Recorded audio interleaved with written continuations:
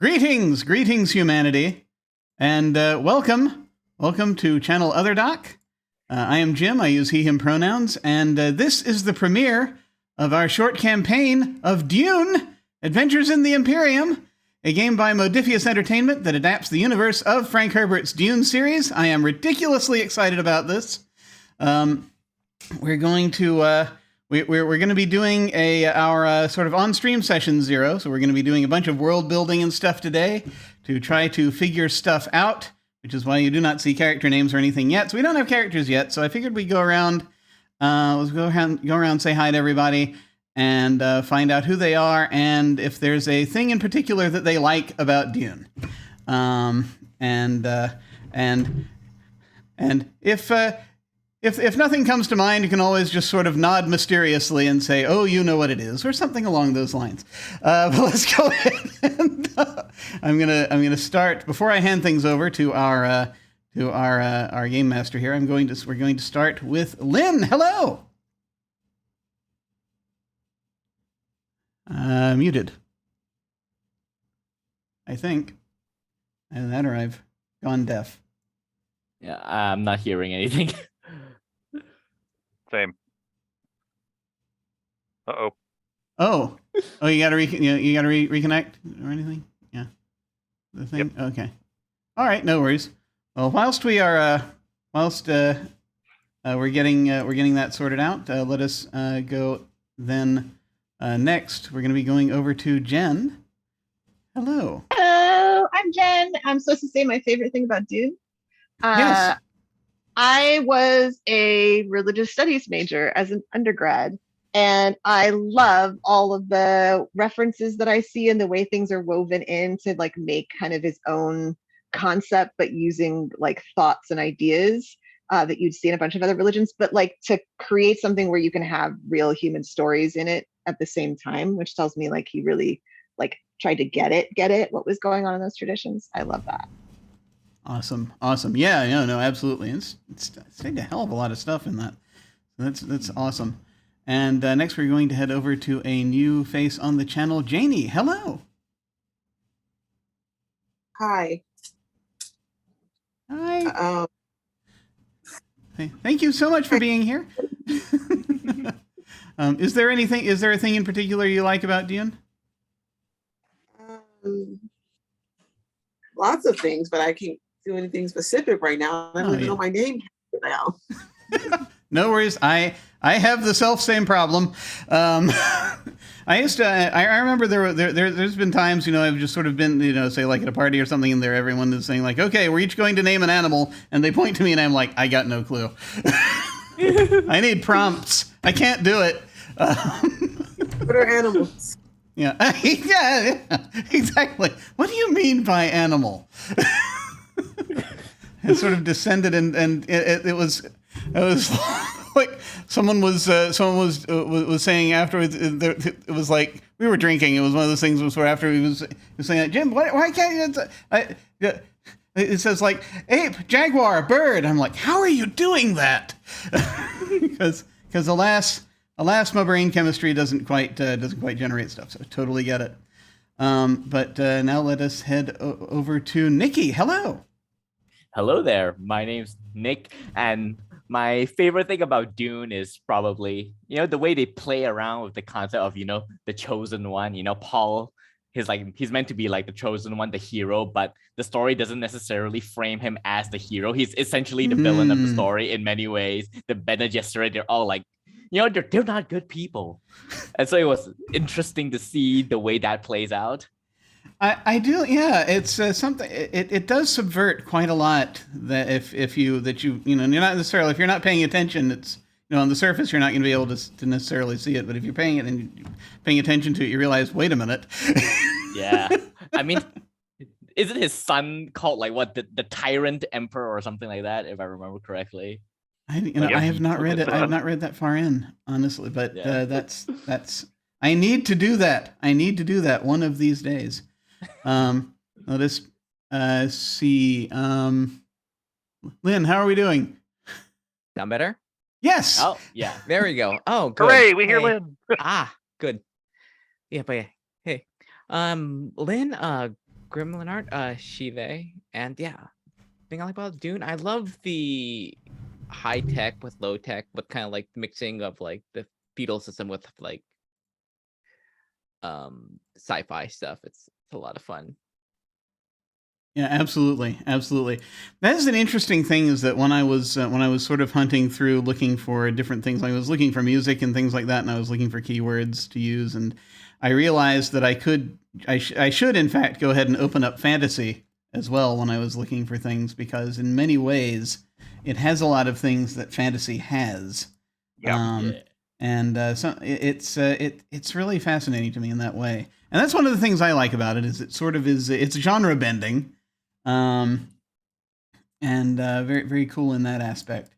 But before I toss things over to Brian, who shall be corralling us for this, I just want to mention, like we do with other games on this channel, we're going to be using the X card, the N card, and the O card.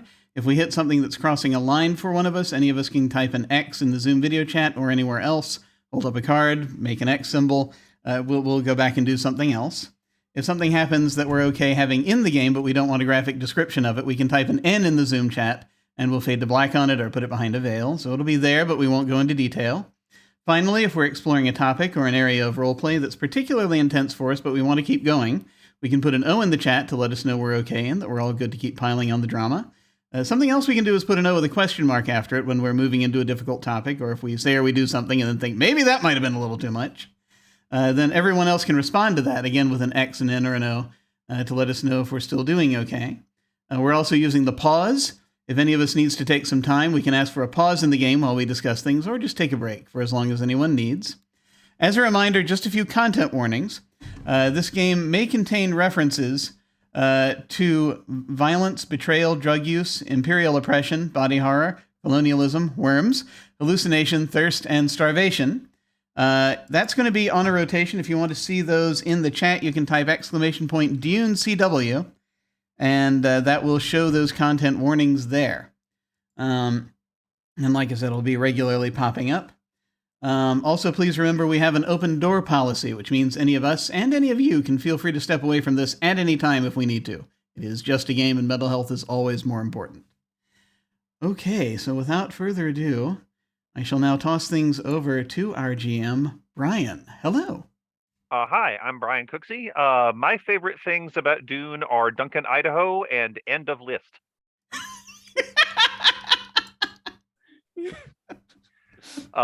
Actually, no. I do have a bunch of other stuff I like about Dune.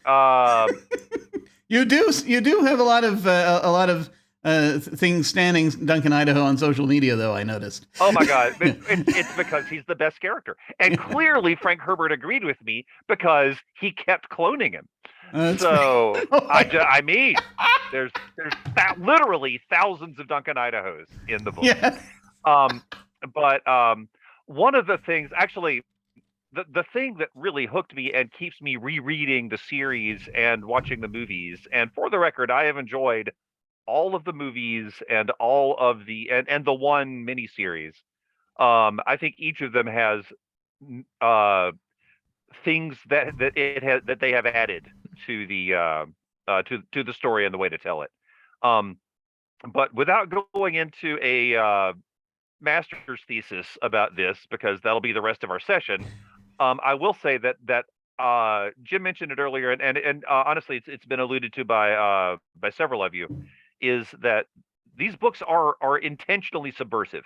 Frank Herbert wrote them in direct response to a lot of the Campbellian Golden Age authors that were putting out just unironic white savior, colonialism is good, great man, etc., psychic superhero stories, and Frank didn't really jibe with any of that.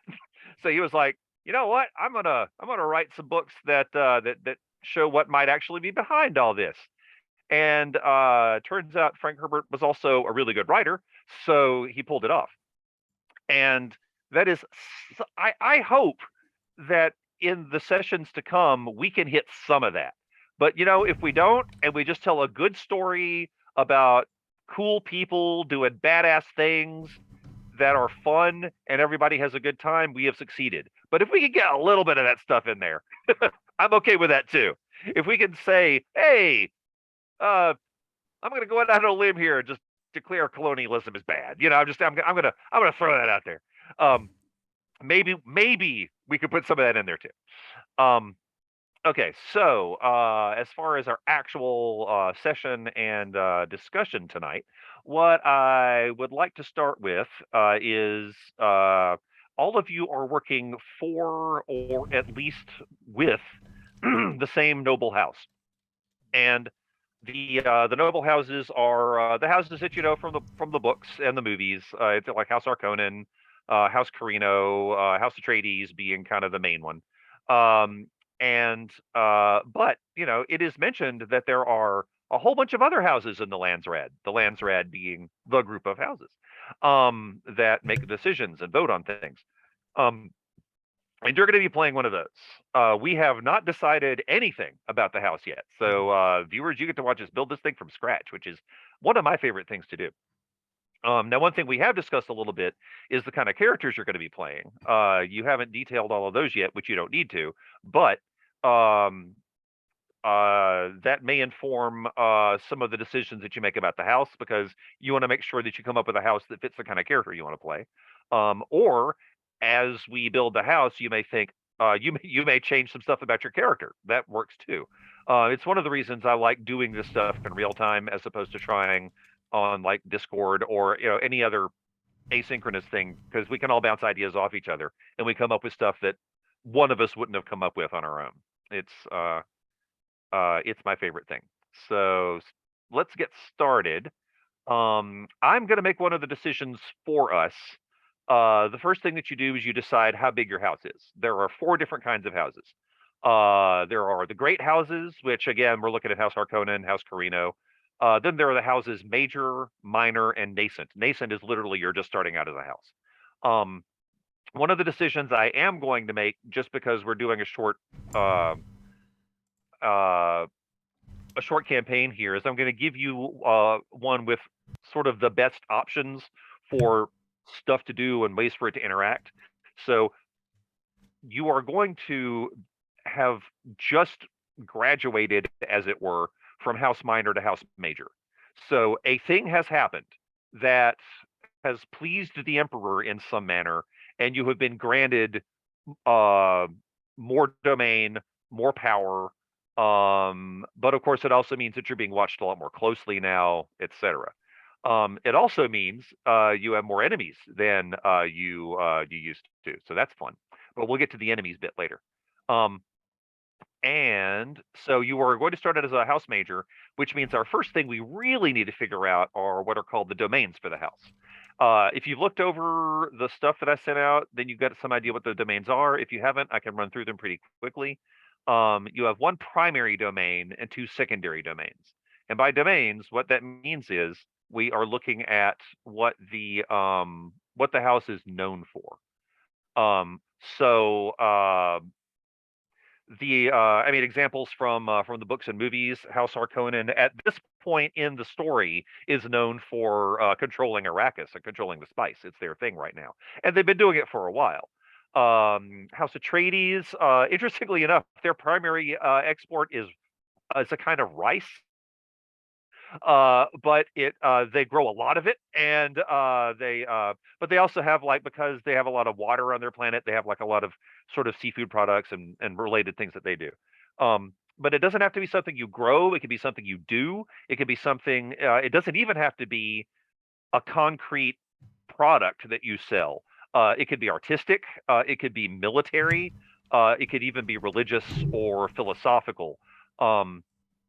And because you get 1 primary and 2 secondary, you can kind of mix and match for whatever you want to do as far as those.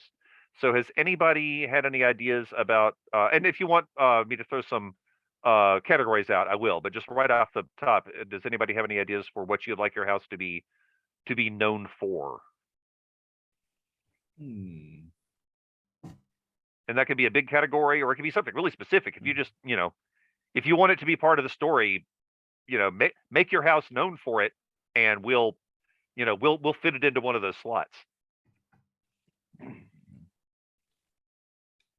No, I was thinking maybe espionage could be one of our secondary domain because Ooh, nice. we have hired smugglers among That is an excellent point. the retainers. Yeah, and we've got at least 2 people that I know are into doing the intrigue side of things, and I suspect it might be more than just 2 of you. So making it a significant portion of your house, I mean, that puts it front and center, even if it's one of your secondary areas of expertise. So looking at that,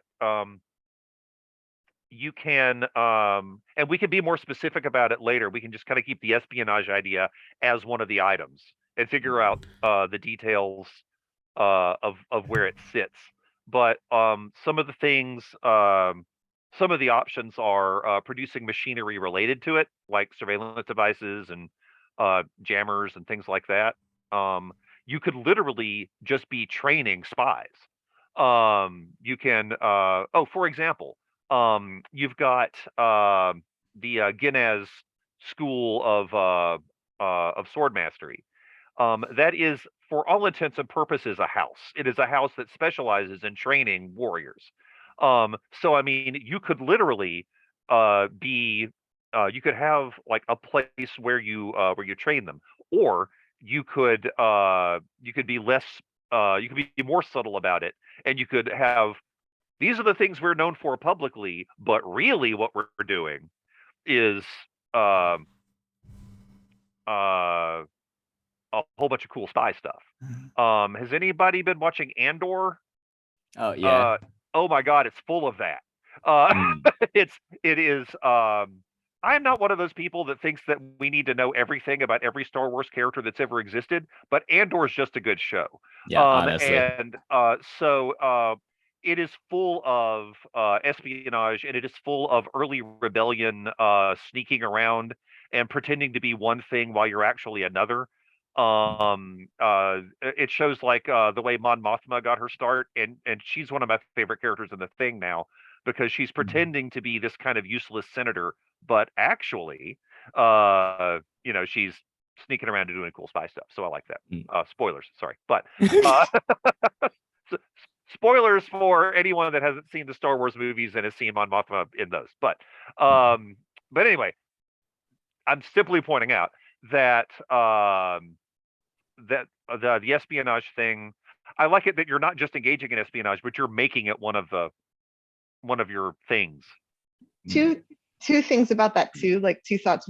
Well, one about that is that I think based on some of, like, especially one of the main character concepts that we talked about before coming on here, involving, the heir of the house and what's going on with that, the fact that we would be all about like information gathering and spying, and yet have that at the center of what's going on in the household is hilarious and awesome.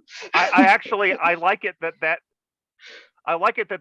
part of it, and it could easily be literally just your entire house is just riddles wrapped in enigmas, and all of this stuff. And one of them is you're like, haha, she wasn't the heir. Or is she? I love it. Yeah. Okay. Good point. Yeah, we sort of already were working towards that, weren't we?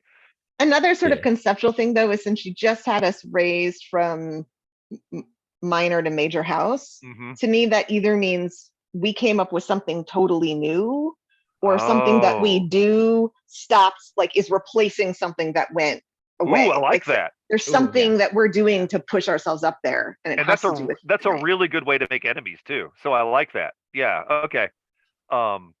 And yeah, we are going to have to figure out what it is you did.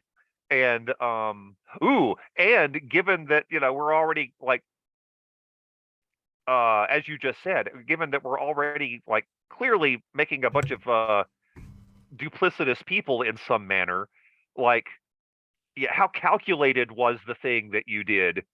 And I like, either answer is great. Either you engineered it very specifically to get to the place you are, or it was kind of a surprise. Either one works. Okay, yeah, you're right. Okay, I like that. I'm getting terribly excited about this. I have, I actually have a couple of ideas burbling in the back of my head for ways we could go with this, but I want to wait and see what everyone else thinks first. if anyone else has any ideas first before I say it.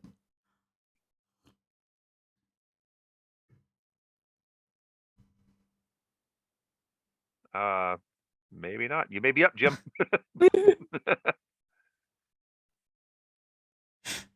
Okay, so if folks would like to hear my thoughts, and we can discount these if we want, but this is just like a couple of things, because of course the second we started talking about spy stuff, of course anyone who probably has watched this channel before will understand that why my brain is chomping at the bit. Champing at the bit? Who knows? But so a couple of thoughts, right? If we were to go with that one is if we were to go with a I was looking at the areas of expertise, right? So one possibility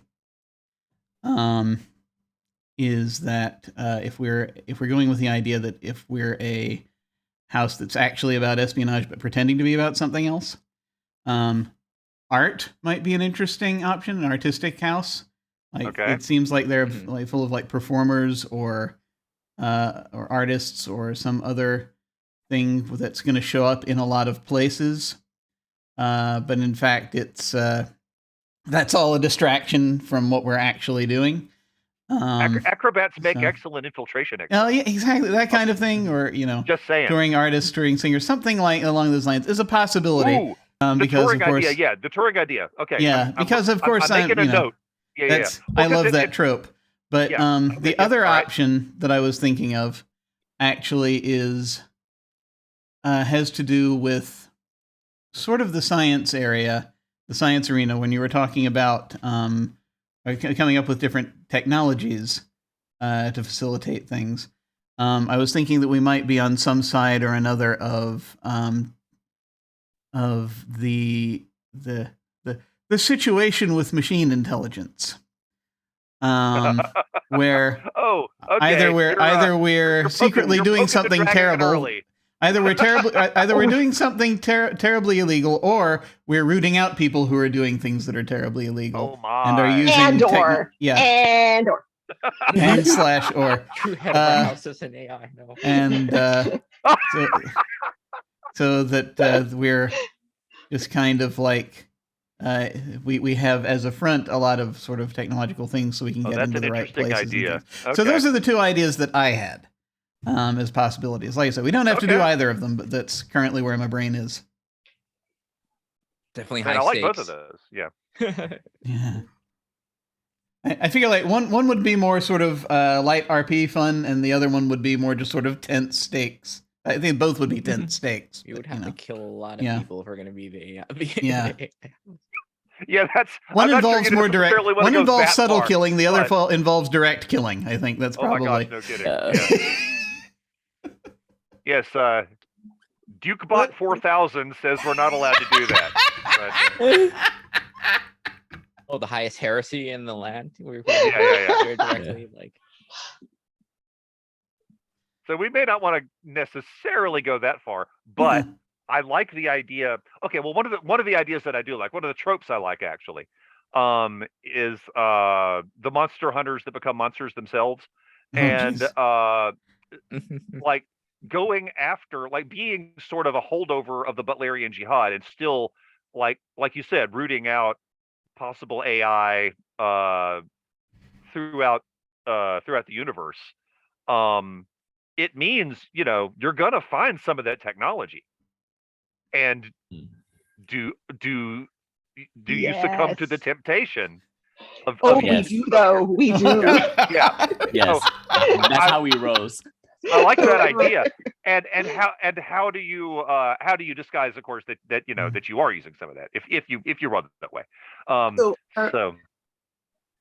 our house is with espionage. We're going with that one, right? It Probably. sounds like it. Yeah, I think I mean, I think espionage is So- definitely one of them.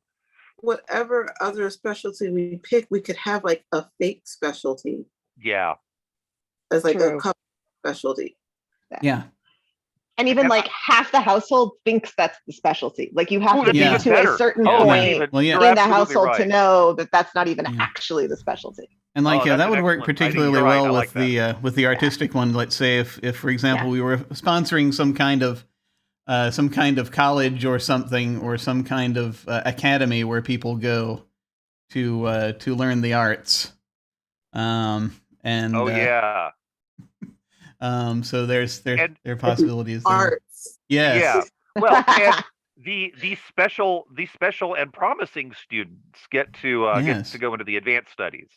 It could even be. It where- could actually maybe we didn't. Wouldn't even have to be the arts. It could be like the lore keepers, things like that too. Sorry, Oh, the it could be brain's anything. going everywhere. It could literally be anything. Yeah. yeah. And whatever you guys find is going to be the most fun to play, that's the decision we make. So yeah, I like and the other thing I like about it, not just the way that this game is structured, but also just in general, sort of the way things are going to fall into place, is the thing you're pretending to be is something you're also really good at as it happens. You're not pretending to be good at whatever the other thing is. You're damn good at it. And on top of that, you're also like specifically to the espionage. So now that I'm looking at it this way, how do we want to work this? Do we want to make espionage your actual primary domain? And then the two secondary domains are, again, things that you're good at. It's just from the outside, no one knows that your primary domain is the espionage. They think, oh yeah, they're just good at the juggling and fish rodeos or whatever it is. So and so you've just got that ready to run. Well, I have no idea where that came from. When Sorry. you say espionage, because I loved the idea that we were out there. Well, y'all, I'm just a smuggler. I just work for you, okay? But you all were out there hunting down AI and AI adjacent tech, and then using it. Like, I don't know if we call that espionage or science, or like what you would call that is the core like would science or AI be like the core domain and then domain and then like underwater basket weaving and yeah. Well, and again, we don't have to make honestly, okay, that now that I'm looking at this, mechanically it doesn't really matter where we put these things. Okay. Because it all that really matters is that you have three things. And whatever happens, it is possible, as we've discussed, it is possible for you to be known as the house that does espionage, but it doesn't sound like that's the way we're going. It sounds like the espionage thing is always going to be a secret. Like you said, only known to a few. Yeah. I have an idea. Yeah. Okay, if we're known as like the art kind of house, but we have like there's this beautiful sculpture, but it's really an AI. Ooh.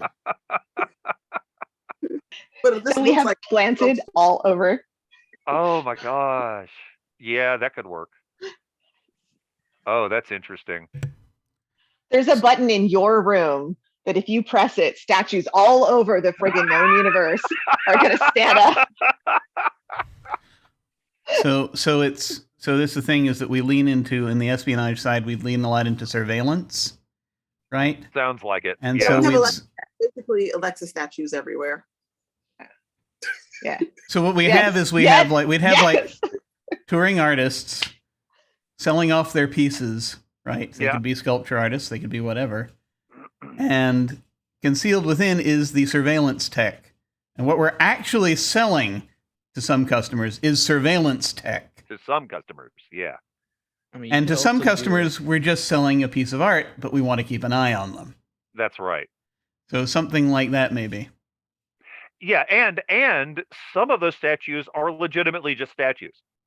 Because if people start to get suspicious, they're like, Yeah. I'm going to take the statue apart, and you're like, great, you've just destroyed a work Yeah. of art, asshole. Yeah, you don't And want then- it to become a thing that Yeah. that people just suddenly understand. There's a prize inside every one of these. You don't want that. No. And the ones that do have them are obviously particularly well concealed. But Yeah. I like that idea. All right. Well, in that case, do we want? Let's see. Let's look at the art thing. Let's look at exactly what that says. I like the idea of being a training, having a training facility for arts. So, let's see, like an academy, basically just an art academy. Oh, okay. So this is the point where we need to figure out your home world. Because I'm assuming that's where the art academy is. Oh, or is it? Do you have a home world and then the art academy is on some other place? Do you want the art academy on your home world? That's the question. Pros and cons to both sides. I'm just, External maybe would be a better one. Okay. For information gathering, having it someplace that Yeah. isn't at home. Yeah. And maybe the special Yeah. students do get to go to the homeworld academy. Maybe that's Yeah. the thing. Yeah. Yeah. Like Okay. we've got holdings on like a base, a monitoring base on the moon over that planet, on one of the Okay. moons over that planet where the academy is, so we can still keep an eye on it and stuff and communicate with our Yeah. network regularly. Yeah. But the Yeah. actual center of the network is somewhere else. Okay. Yeah, because if I'm like a parent of a different house and you're like, come to our art academy on our planet, send your child there. Fair I'm point. saying that it's a hostage academy, not an art academy. So, So, like, yeah, if it's not at home, you limit the amount of counter That's true. Okay. espionage Good that happens. call. You don't All want right. them all over our stuff. Yeah. So Yeah, only yes. only the ones that you assume are loyal are allowed into the special training at the home planet. I like that. Okay, and we'll figure out the details on that later. But I like that idea. Okay, so you've got your academy that is on that is on a separate world. Yeah. And at this point, it's sounding like the academy is, because you have just been elevated into major house status. It sounds like the academy is on the same level, or at least approaching the same level as, say, the Souk School for Doctors, and the Ginez Sword School, Yeah. and even to some extent the Bene Gesserit. And the reason I'm bringing all this up is, just about every house, no matter what level you are, sends people to these other places for that kind of training. So, like, most of the daughters of the various houses send their have some Bene Gesserit training. They're not full Bene Gesserit sisters, most of them, but they have some Bene Gesserit training. Mhm. By the same token, the Guinness School accepts pretty much anyone that is able to meet the requirements that they have. So it sounds like what you have built is an arts academy on that level. And this is good because, like, it in canon we don't have that. So that's a place that makes sense to fill. This is exactly the sort of place that noble houses would send their children, and not just the noble houses.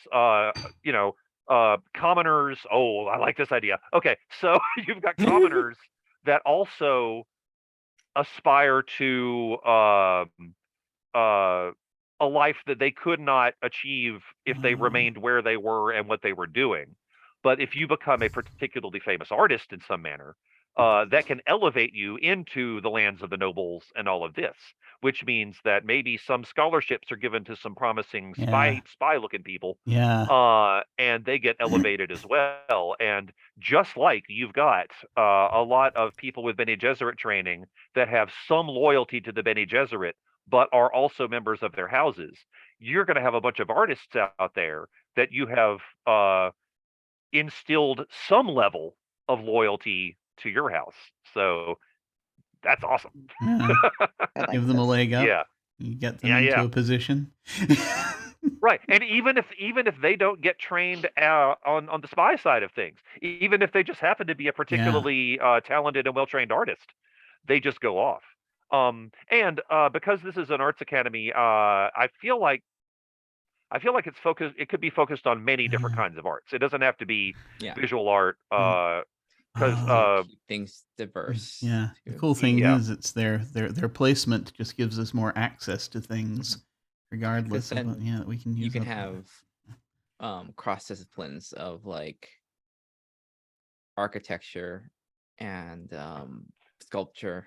People kind of work Oh, with yeah. mix Yeah, everything yeah. enmeshed as far as systems working. Oh yeah. That's true. Oh, that's Uh, a good point. It can just basically be a big old humanities thing. Mhm. Yeah. Really. Yeah, I if we mean, it want can it to be. literally just be, it could be the school of the arts.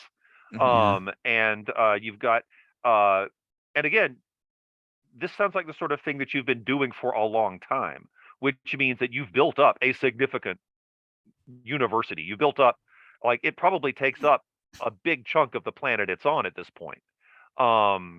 Where that's just what you do. That you go there, and uh we can worry about how it's organized later. We don't have to go into details because I'm just getting ideas, but those don't matter. Right now, I like the idea. I like the idea though that you've got like maybe this city is for the painters and that city is for the actors or whatever. It could be that big, or we can bring it in a little bit and whatever. And we don't have to make that decision now. We can, like, whatever works with the story, we can just throw it in. I like that idea. Or it can be much, much, much more selective. It can be small because like, okay, there's a music school here in our actual real world called the Curtis School of Music. And every year they have enough students for a full symphony orchestra and a full opera company, and that's it. So they are a small school by design. But the cool thing about it is if you qualify, you do not pay tuition, you get a free Mhm. ride. So the school that you're describing could have even like some more specialized things that are kind of like that. Even if you want it to be big, you've got scholarship programs for promising students, and those promising students may well just be people that you think might be good spies. But Question: can my character have gone there? Oh yeah, Oh, why not? perfect. Yes. Yeah, I think that's a cool idea. Yes. Yes. Okay. Yeah, I think that may have to happen. Yeah. Yeah, that's going to work ridiculously well for our purposes. I think that's awesome. Wow, and now you're heir to the house. That's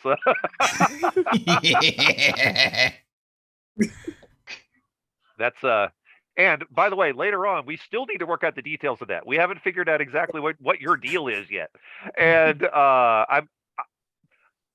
I'm really curious to find out exactly what it is, since no one knows yet. Literally, none of the players know. We got to figure that out. So remember, and I idea about the smuggling too. Would you have been smuggling in art stuff or spy stuff? I smuggle spice. Yeah. I mean, I'll put some art around it so you can't find the spice. It's Yeah. really useful. It's an art school. It's Like an art a school. There's giant spice all horse. there's shit all over the place. It's Yeah, fine. there's you need lots of spice, Can but you if you're going to imagine? create things in your little art school that you want me to send other places that happen to have spice stuffed in them, or paints that- that you need if you that. burn them down, there's spice, Yeah, all that kind exactly. of thing. Lots of use for an art school for someone smuggling spice who doesn't Oh, care yeah. I at mean, it's gonna be a all about problem. art. It's gonna be a Do problem. not care. I will burn good. your painting if it becomes spice, Yes. is what I'm saying. Yes. Perfect. I like this. I have you no moral imagine? compass, and I don't care about art. Right. It makes Like, that can you fun. imagine just sort of the whole? There's got to be a whole world in this setting of artists who take spice Yeah. to realize their visions. Oh yeah, you're right. I'm sure. You've got like a whole empire going. That's going to be a thing. Yeah. also have audience members who will only go see something if they are on Spice. Yeah, Oh, that's true. Right. It's so much better if you're on Spice. This thing. Oh, yeah, yeah. exactly. Yeah. Only watch this film while you're on Spice. Yeah. But you have to play this album at the same time. Yeah, exactly. Right. Make sure you start it when the lion roars. Okay. I've never done that. yeah. I need to do that one of these days. I did know it. it. It was not as impressive as No, Yeah. same. I did it when I was in college, and it was Yeah. a bunch of us got together and we were like, that was all right. But okay, so all right. I mean, honestly, I think we've got the core for sure. Is art school, but the thing is, it's not just art school. It's art school. You're a really good art school, and then on top of that, I like it that the rumor is that traveling theater troops are actually spies, but in your case, some percentage of them actually are. But I'm also a huge fan of the suggestion that a lot of the house literally does not know this. They don't know what's behind it. Even some of the instructors, all of you for whatever reason are going to be people who know, because I mean, it's a pretty easy thing to like hide real intention behind this vanity We could project for we the could house. even have somebody that's like really terrible at art that keeps making their way up, and people's like, "Oh, that's a spy. That's a spy." But no, they're just really they're terrible. just really bad, or their parents are rich. They just keep That's paying a the donor's tuition. kid. That's what Yeah, that is. It's a yeah. donor's That's it. kid. Yeah, It's like you noticed that building was named after his mom, right? yeah. You have to have some like His that to spy throw mom. people off so that they don't realize Ooh, that they're I actual feel that. spies around. Actually, I mean, that is an excellent point. And like we said, like you've already described, the house being a riddle inside an enigma with an air that's not really the air, or is she? And, and all of this other stuff. So, and we don't have to nail down every detail about this. And I think it's going to be a lot more fun if we don't, because in play, we can figure out a lot of the stuff as we go. So anything we don't finish by the end of this session, we're just gonna work out and play. Because one thing for the viewers, one thing that this system does have in it is a character creation method by which you just make part of your character and then you fill in the rest of the character as you play, which we've opted for a couple of different reasons. First off, because all of us are new to this version of the system. All of us are new to this setting in this system. I think Lynn might be the only one that's particularly familiar with the 2D20 system. And then on top of that, we've only got we have a limited number of sessions to play. So we're not going to spend a whole lot of time necessarily working out stuff on your character sheet that might need to change anyway. So we're just going to go ahead and do it. And now that I've said that, that's kind of what we're going to do with the house too. If we start playing and we realize we've made a decision that's not working, we're not locked into it just because we came up with it tonight. Obviously, if we need to shift something, we talk about it and we make a change and we go on with that as if that's what we decided tonight. So I want to make sure that nobody feels like whatever you say now is going to be you're not shackled to it. Everything's going to be fine. So right now we've got, and again, we don't have to come up with that third thing now. We can come up with it at any point. So we may just start looking at other stuff, because right now, go ahead. Sorry.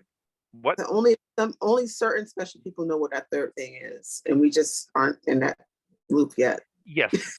That'd be even funnier. Even you don't know what it is. It's somehow more secret than espionage.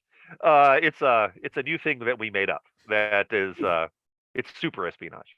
I like that. So even if we don't have the third thing by the end of tonight, maybe we'll come up with it later. Maybe we'll do it by the end of tonight. So anyway, I think that we are off to an awesome start, and I can't wait to see how this shakes out. So next step is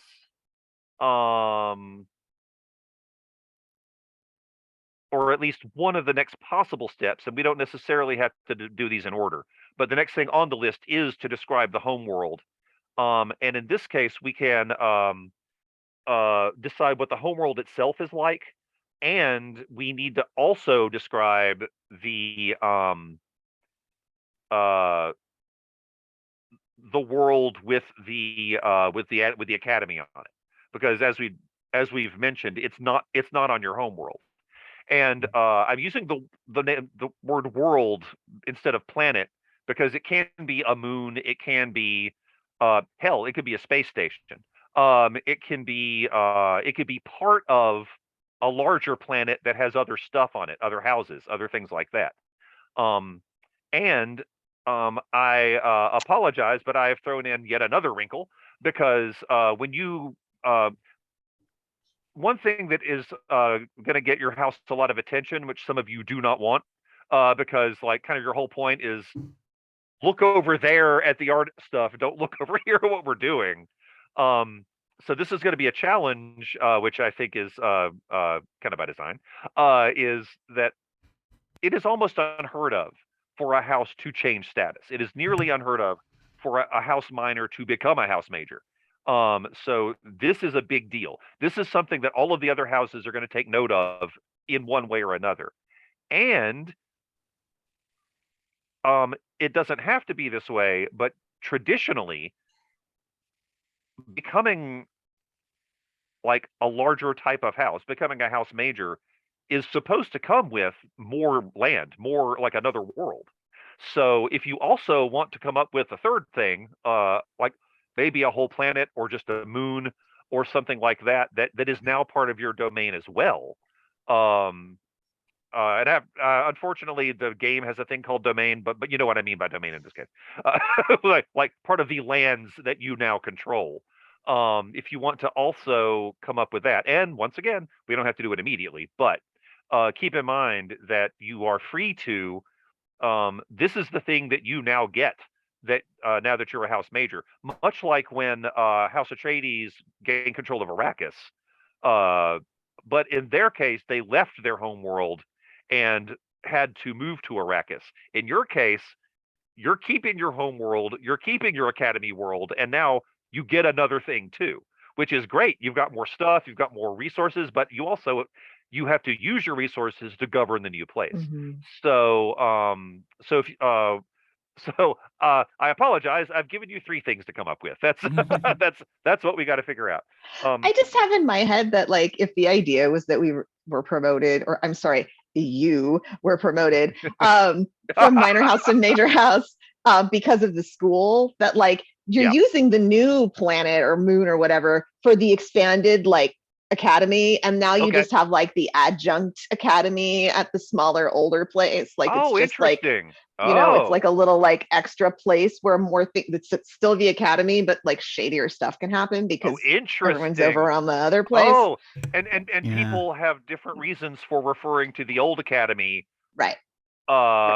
Maybe as being like not as good, not as avant-garde. Right. And because maybe you want to shuffle people away from that. Interesting. Right. So you're I like this. They're from the old academy can be a euphemism. Yes. Yeah. Seriously, it's like yes, like any artistic movements. You're looking, turning up your nose at the at what is literally the old school. So well, and they have the updated equipment, and nobody's really upkeeping any of the facilities there. Right. Who wants to be there? You don't want to be there. We'll be there. You don't have to be there. Yeah, the whole thing's full of spice. I mean, I didn't say that. You didn't hear me say that. But it's other than that. It's,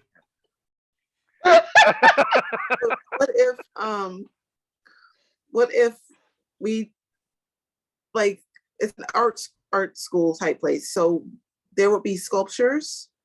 So what if the lesser academy plant world had like the sculptures by like the newer students, and the newer one, this is where we put all the really good things. Yeah. For what it looks like. Oh, that's an interesting point. Like that means that it's like you will have moved or be in the process of moving. Oh, actually, that's a good idea. You may be in the process of moving a lot of the particularly good stuff to the new place. Right. And you know what we could do here? We could actually just mirror the beginning of the book in some ways, meaning that you guys are having to figure out what's going on. Like you're having to set things up on a new planet. If you're interested in that, we can make that kind of the some part of the story that if you don't want to play that, we'll do something else. But if that seems cool to you, like each of you can be for whatever reason, and each of you has a good reason given your specialties for being the people in the know that are helping set up the new planet and or moon or whatever it is. Okay. Ooh, I like that idea. And again, if that doesn't get you going, we'll do something else. But I kind of like that idea. Because it gives you it literally gives you things to explore. So that's a cool idea. Things that your characters don't know about and get to find out about. Ooh. All right. Oh, I see. So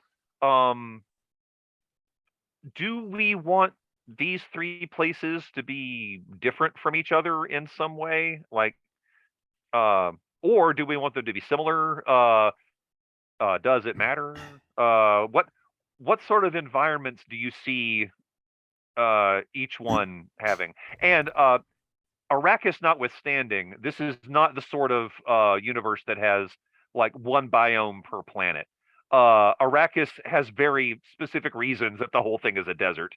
You don't actually find like, ice planets and things like that although ice planet's one of the ones you could find, but you know what I mean. This isn't Star Wars where you don't have the swamp planet, you don't have the desert planet, except that one. But you know what I mean. So what I'm saying is, like you can have a planet that is more Earth-like, that's got different biomes on it and stuff like that. The other thing, one of the technologies that definitely does exist in this setting is terraforming, which means that one or more of the places that you're on may have started out as extraordinarily hospitable, and now it is some level of hospitable. So what do you see as I mean, does anybody have any ideas? We can come back to it if we need to, but any ideas for the environment on any of these? We've got 3 worlds we need to work with. So any of the environments that you see as whether that's social or climatic, now that I think about it. Yeah. So, Well, can I add a wrinkle into the new always. environment one? Because what we had said before is that my character is from a house that was destroyed like a generation ago or so, depending on how we measure generations in this world. How we figure it out, yeah. I want to say that the new place, that the piece of property that y'all are being given for being elevated to a major house used to be ours. Oh, that that's good. came from our holdings a generation or two ago. So nobody else knows that I know my way around there. I like that a lot. And I'm thinking, okay, we could work out some details on that, but I'm thinking, oh, okay, well, actually this may be something that we want to decide now. Another good way to make enemies is to get someone kicked off their world. And it's entirely possible maybe the people that took it over from your family are the ones that you're kicking off to move in. Yeah. It used to be in Jen's family, and then someone else took it over, and then we're getting there one. Yeah. I do have a question. Fine with that. A couple of questions about the setup here. These 3 worlds, are these the only 3 that we have, or is it or are these just the 3 that we're focusing on? That's a good question. Given that you were a minor house up until yesterday, these may be the only 3 you've got. Okay, so this leads then, if that is the case, this leads me then to the question. We have initially talked about having, I just want to make sure my brain's in the right place here. Right. We've initially talked about having the front, the world that is a front, and then the world that is the center of our network, our spy network. That's actually where the spy stuff goes on. Now, does this mean that the 3 worlds are the network center, the old front, and the new front? Or is the old front also the network center? That's an excellent question. And it sounds like, I mean, the way these things work, some of that's going to be distributed, but I totally agree that I think you need to have one of them literally as your network center. Now, what we discussed early on as we were throwing ideas around was that your home world does not have any Art Academy on it. your homeworld is sort of where everything's administrated from. And maybe if we come up with a third thing at some point, we're going to have to at some point, maybe that third thing also is on that home planet, but we'll figure that out. That's not a big deal. But I kind of like that idea. I like the idea that your literal homeworld, the thing that you were known for, just like House Atreides' homeworld is Caladan, but now they're on Arrakis. Your homeworld is literally the center of your organization, both the center of the art academies, and because now you have more than one, the center of the art academies and the center of your spy network. So I kind of like the idea that the spies, like, now I'm getting some ideas, and I don't want to make any decisions, but I will throw some stuff out. I like the idea that your homeworld in some ways kind of looks like a place a bunch of spies are. And like, which is maybe why a lot of people do, because, maybe you're more out in the open with it on the homeworld in some manner. Not, you don't want to be, because at some point someone's going to visit, but but if that's the center of the network and the other one is full on the art academy, we could go a bunch of different ways with that. Or the homeworld is a front, has its own facades, but it's still the center of, the homeworld is where you throw the lavish parties and where you entertain the diplomats and where you have the important meetings, like when and the guild fundraisers, like the this is where, like, fundraisers. you want to seem like kinds of people who are patrons of the arts. You want to be able to, like, that's why you're part of this world, is because you want to support the academy and support what it produces and all of that. Like, good. Lots of, like, wining and dining and all of that great stuff, so that everything looks very high society and nice and frothy. I like and all the spy stuff is happening underneath. Yeah. That's good. So some part of your homeworld has to be a place that people would want to visit, as opposed to, say, Arrakis, or Seleucia Secundus. Those are gross places. Right. I mean, so it literally could be, some sort of just lush paradise. Yeah, very Garden of Eden aesthetic. Yeah, it might well be. I'm imagining like a statue garden of sorts,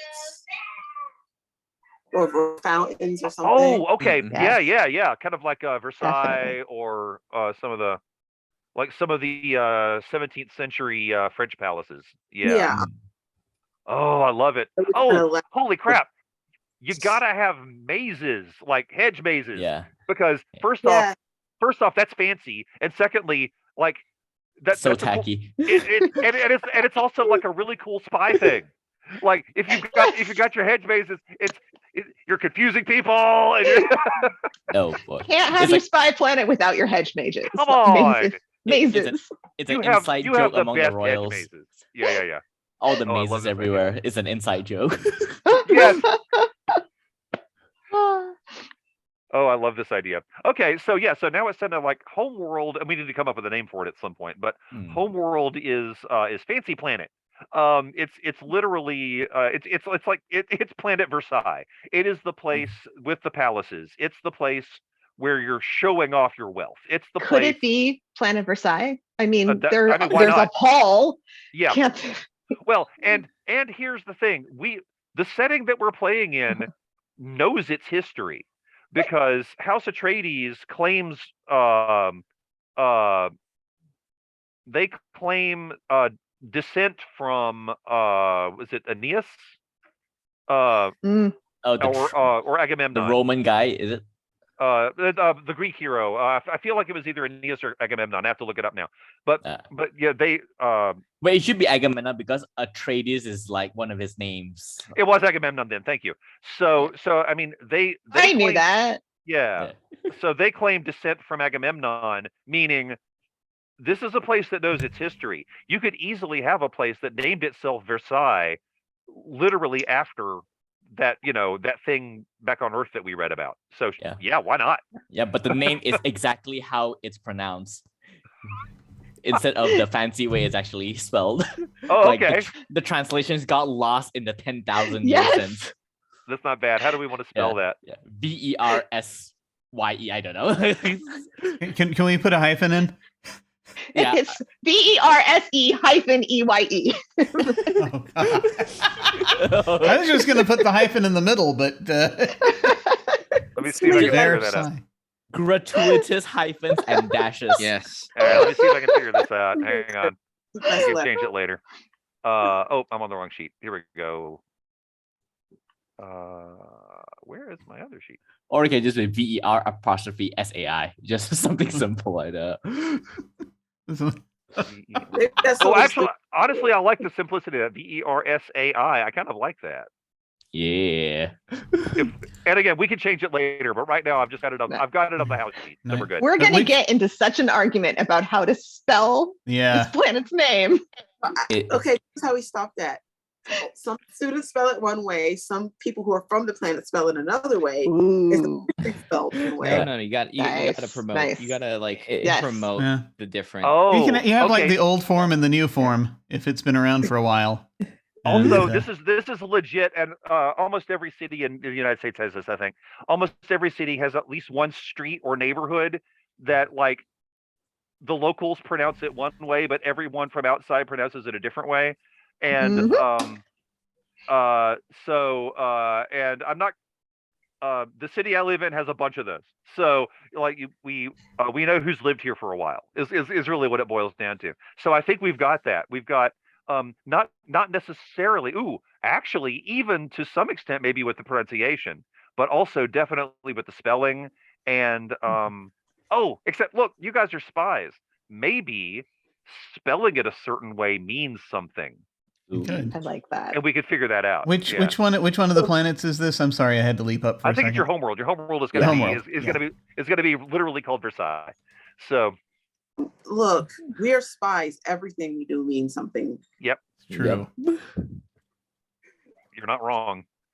And we have spelled it VERSAI, and we'll come up with Academy Planet and then new Academy Planet. Okay, so we are separating those. Are we separating those out then? Is that what's happening? Yeah. Yeah, Okay. I think that's where we landed. Is Okay. You've got Versai, which is Fancy Planet. It's the planet where you're showing off your wealth, but you're not officially teaching anyone anything.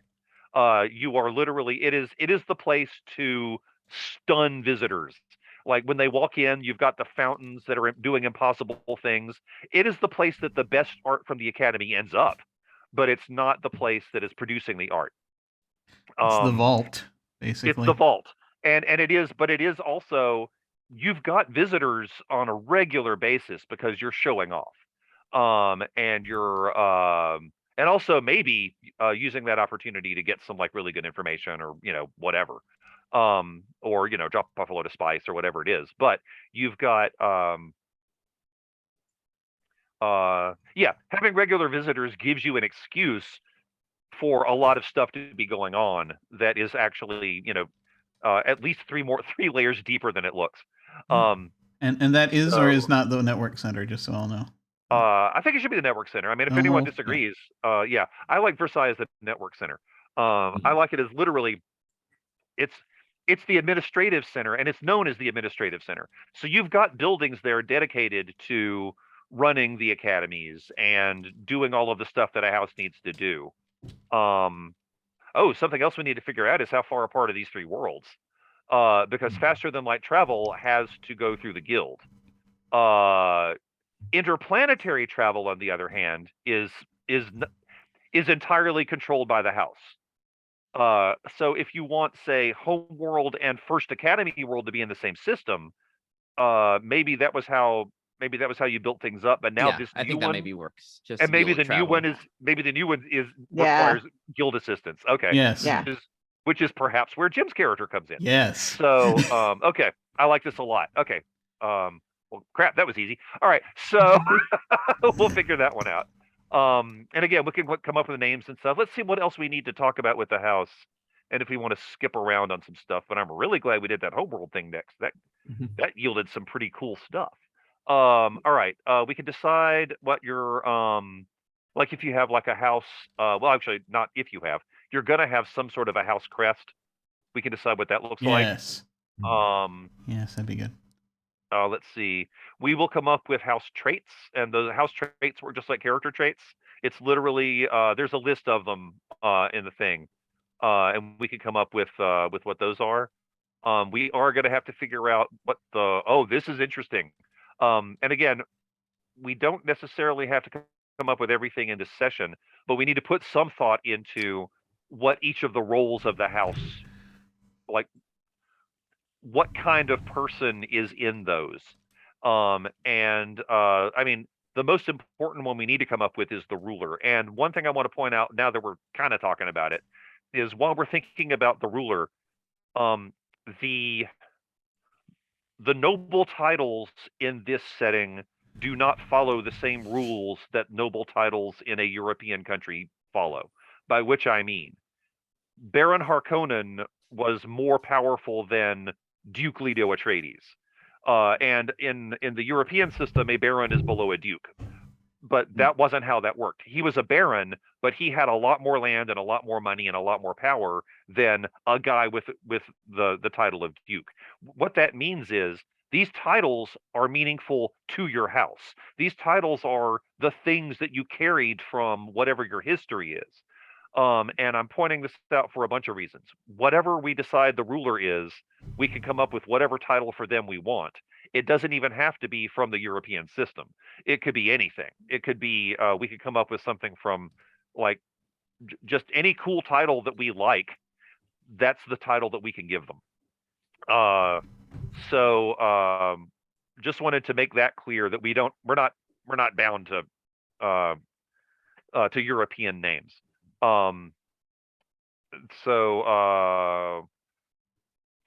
We definitely, and again, while we're doing all of this, I think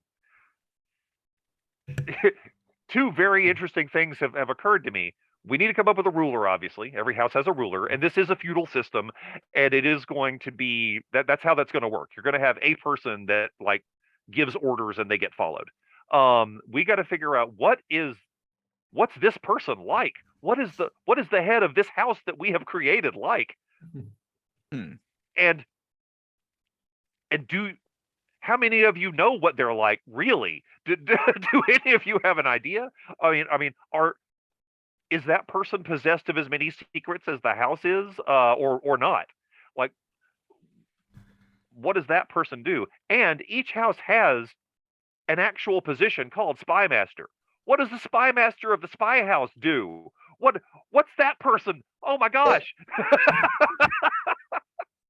Do we have like a public ruler and a private ruler? I was about to suggest that, like the leader of the house is like a puppet that is controlled by the spy master or something. Like the spy master is like the spy master is actually the leader of the house. Mhm. Yeah. Whoa. Is that why the air change? Maybe. Well, I mean, we're looking for a reason for it. That's a good one. Maybe the spy master prefers one over the other among the heirs. And Janie, since this is your character, I mean, you get to decide, like, whatever ideas we come up with, you pick the one you like because you're playing it. So, that's an interesting idea. I like the idea that the face of the house isn't completely powerless. I like the idea that they have some power. They just don't have power over, the network. I don't know. The network. Honestly, I think that's it. Would our characters be more familiar with the actual power person? Yeah, maybe so. Because I mean, obviously, I think this is the most fun if all of your characters know what the house is really doing. Because we've only got so many sessions. It might be fun to have a reveal later, but I don't think we have that much time. So I like that idea that all of you know, which means that all of you to some extent are kind of working for the spy master. Really. Mm-hmm. But you were so also the spy master, real ruler? I think the spy master might be the ruler of all the really important stuff. Yeah. But also the spy master doesn't want to have to deal with a lot of the stuff that like the sort of day-to-day administrator is going to do. Yeah. So Yeah. I think maybe that's what the face of the house is, and Mhm. everyone from the outside assumes that that person's running everything. Because to some extent they are. They're running the facade. They are running the shell that's around this nest of spies. Yeah. So Bureaucratic head and strategic. absolutely. So they've got an agreement, and I really like that idea. It's kind of like the ruler is Bruce Wayne, because Bruce Wayne without also being Batman, because the ruler is this just absurdly wealthy person that is throwing parties and is doing all of this amazing social stuff and is doing all of the things that you would expect someone in that position to do. And then you've got the spy master that's Batman. So you've actually got they've managed to split Bruce Wayne and Batman into two people. Oh, I like that. Trying to look Okay. up, and I'm not finding any yet, but I'm trying to look up sort of weird or archaic titles for Okay, good. heads of universities and things like that. Yeah, I was looking for that too. Yeah, like Oh, in university leadership system. That's an excellent point. Do That we stuff sounds want that stuff Yeah. sounds arcane at a certain level.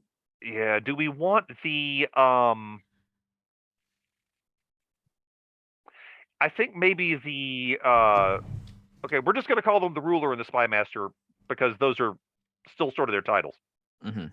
Do we want the ruler to be I mean, I think de facto the ruler is the head of the academy. Like sort of, you know how the president is commander in chief of the military? I think the ruler is at the top of the pyramid of the academies. Of the things that the academies are doing, that people see. Mhm. And then of course we've got the spy master that's doing their own thing. Okay. Yeah, I like that idea. All right. Like university chancellor or something. Yeah. Yeah. Grand Chancellor. Ooh. Yeah. Actually, I kind of like Grand Chancellor as the official title. Yeah. Very invoking of Palpatine. It is. I like Grand Chancellor for a few reasons. I like Grand Chancellor because that way each of the academies can have a chancellor. But then you've got the Grand Chancellor that's in charge of all of the academies. And the thing is, that means your ruler is not just a figurehead. Your ruler is doing work. Your ruler is actually in charge of the academies. They just aren't in charge of the spy part of the academy. So does the Grand Chancellor like good with art? Oh, Like, that's a he's good question. good with Are art. they? I don't think they have to. I don't No, think they have just to know what they like. understand. Yeah. Yeah, you could go This is either the- way. The non-spy leader, the regular. I mean, Oh, you I only kind of be like good- I like the idea that the spy master is also like super good at some art. I like that idea. And maybe your Grand Chancellor is not. Maybe your Grand Chancellor is. Okay, so Jen, we've decided that the ruler is going to be called the Grand Chancellor. That makes Because a lot of sense. yes, because they are in charge of all the academies now. Mhm. And then so each academy's got chancellors on site that are also really highly placed. And then the spy master is running the spy side of things. Holy crap. Okay, that's really good. So the spy master, like for those of you in the know, the spy master is of equivalent rank to the Grand Chancellor. And we could come up with a different word for the spy master too. You may call that person something else. Yeah.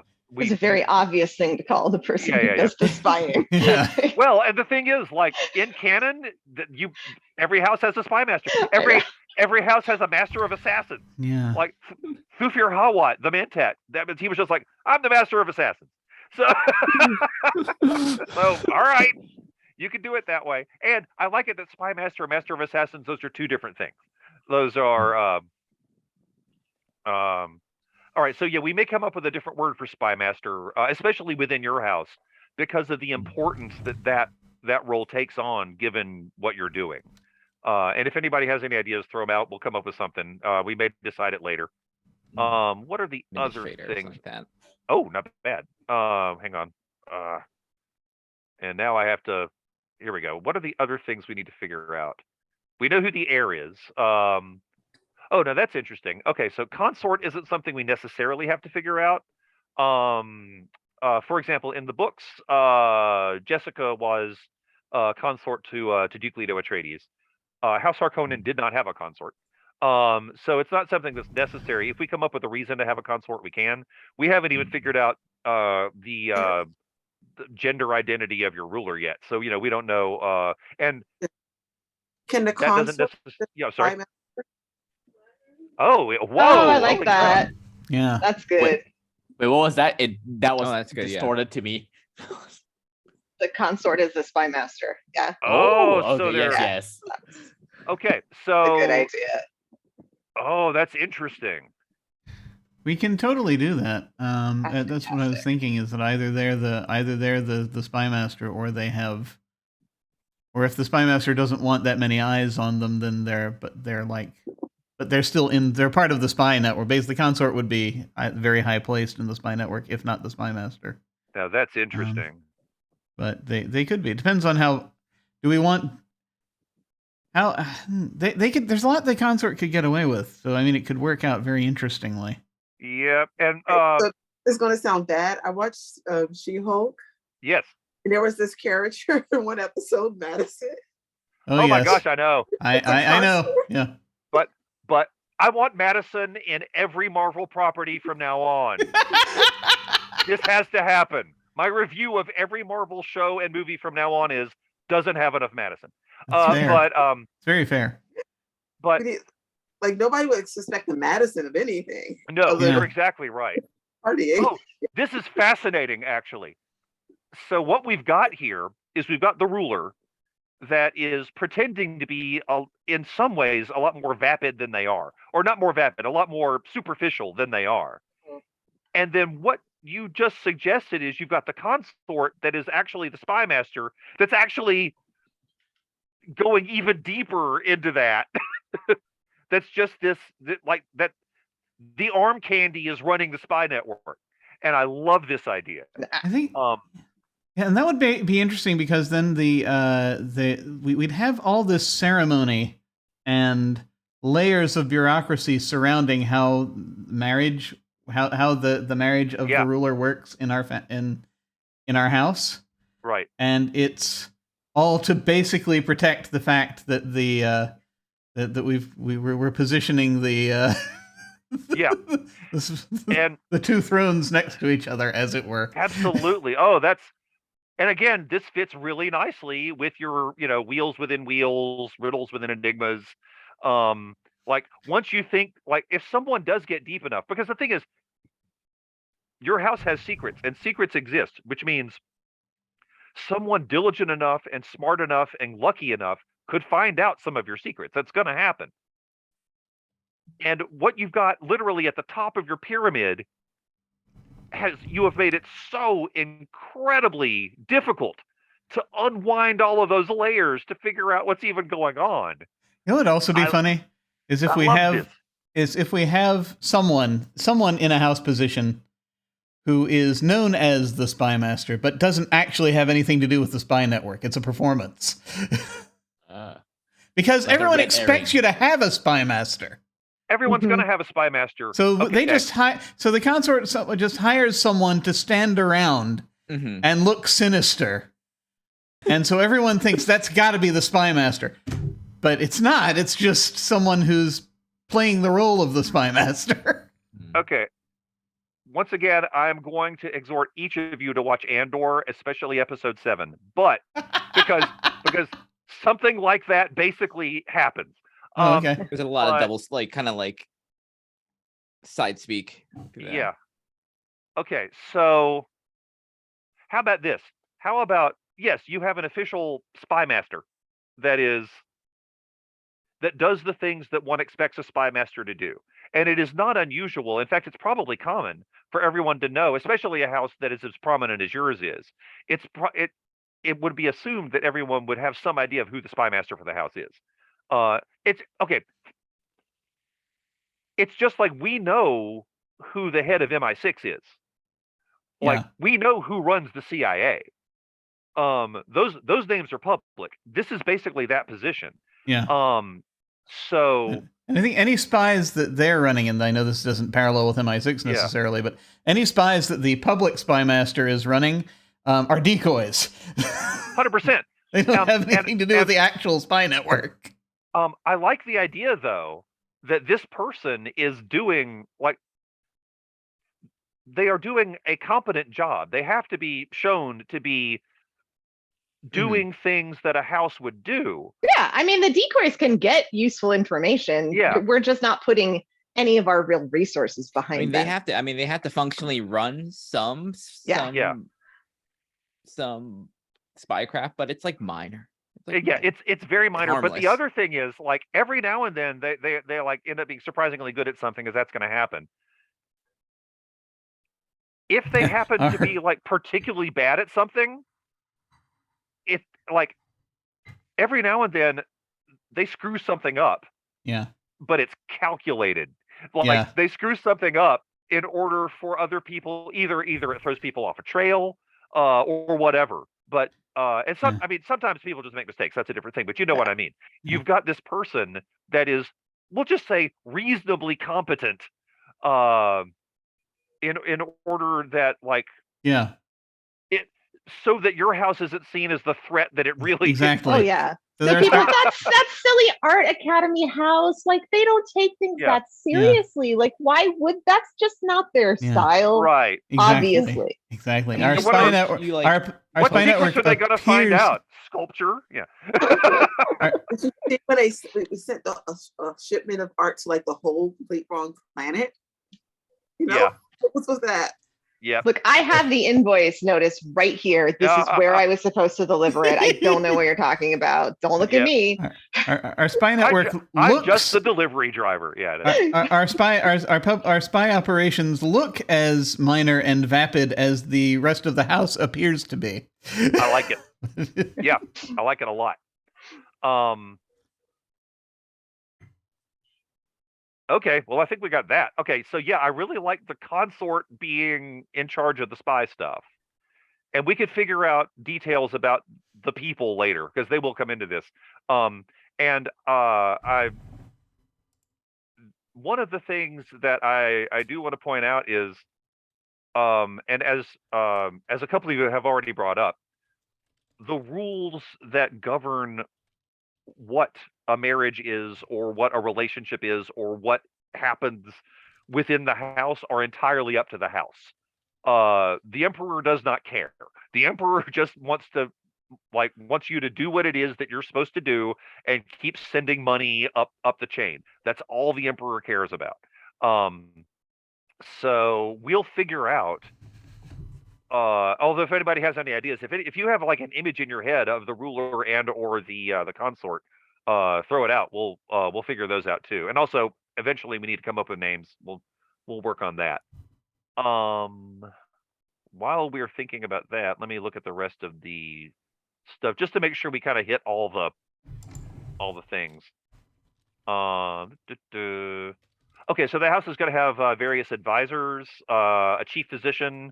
We don't have to come up with everybody by any means. We can just assume your house has a chief physician, and if it becomes important who the chief physician is, we come up with it on the spot if we have to.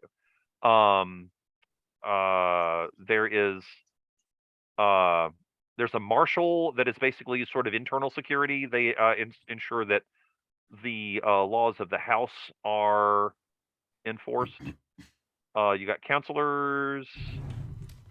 Okay, so one of the other ones we do need to bring up is the sword master, because Nicky, your character clearly works for the sword master. Yeah. And we also need to figure out what the sword master's like. Like, what is the sword master of this house like?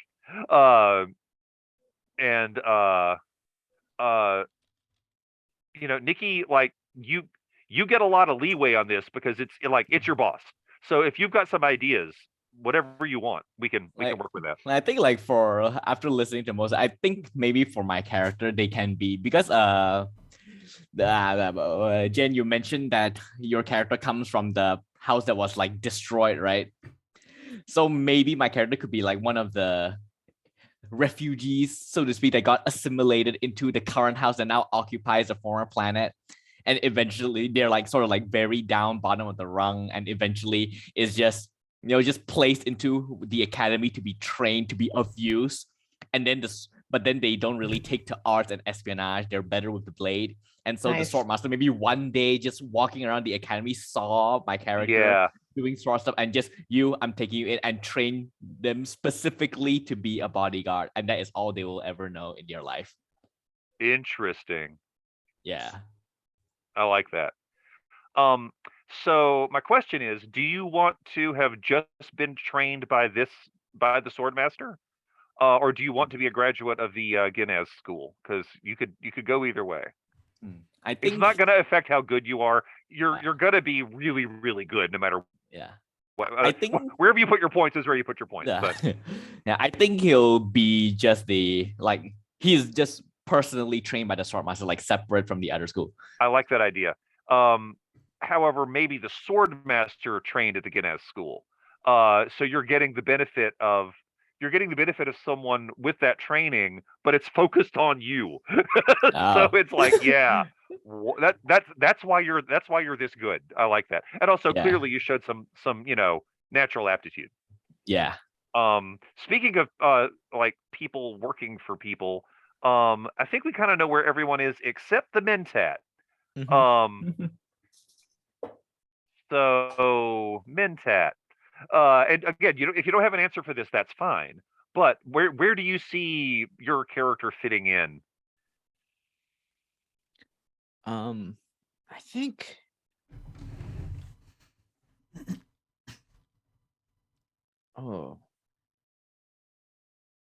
think on top of with the spy master, I think.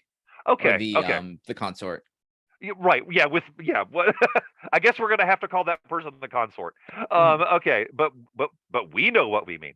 Okay. So, I like that idea. So maybe you're in some ways kind of an analytics person for the consort.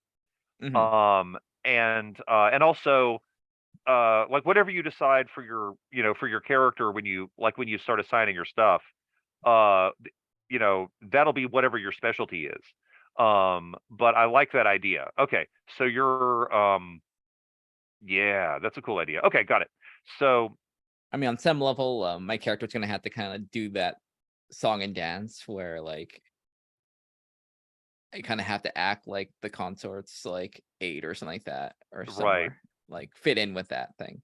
Absolutely. Yeah, like there's got to be some reason for you to be attending to the consort as often as you are. One of those reasons can simply be like people come to visit and they're like, why does the consort have their own mentat? That's weird. This house doesn't know what to do with their people. So it could simply be that. It could be just one more diversion. Yeah. I think it's also a thing if it's like I have to play in like I'm agitated looking. Oh yes. I'm imagining that the consort puts on this show that they're very, like you said, very ditzy, very kind of always wanting something, kind of demanding, asking for things that don't make sense, but they make sense to us because it's part of our. Oh god. Oh, I think there's a code that happens with that. Yes. Okay. Definitely. Okay. Yep. All right. I like that a lot. I think that works. Do we want to talk enemies now? I had an idea about the ruler. Oh, let's do that then. I thought that it could be this real kind of pretty kind of fancy boy. Yeah. Like he's always walking around in fancy suits and he's got this big giant chair he sits on and a silver tray and. Okay, and we're coming back to like sort of what Louis the 16th in a lot of ways. Yeah. Where it's oh my gosh, that's excellent actually. It's going to be that kind of court. Which gives us a lot of stuff to play with. Oh. My brain is now going back entirely to the Scarlet Pimpernel, and there's nothing you can do to stop me. Do we? Okay. which brings us to a point. Do we want to do this? In which, maybe this could be your third thing. If we want to make it this important, do we want your house to also be effectively in charge of the social calendar?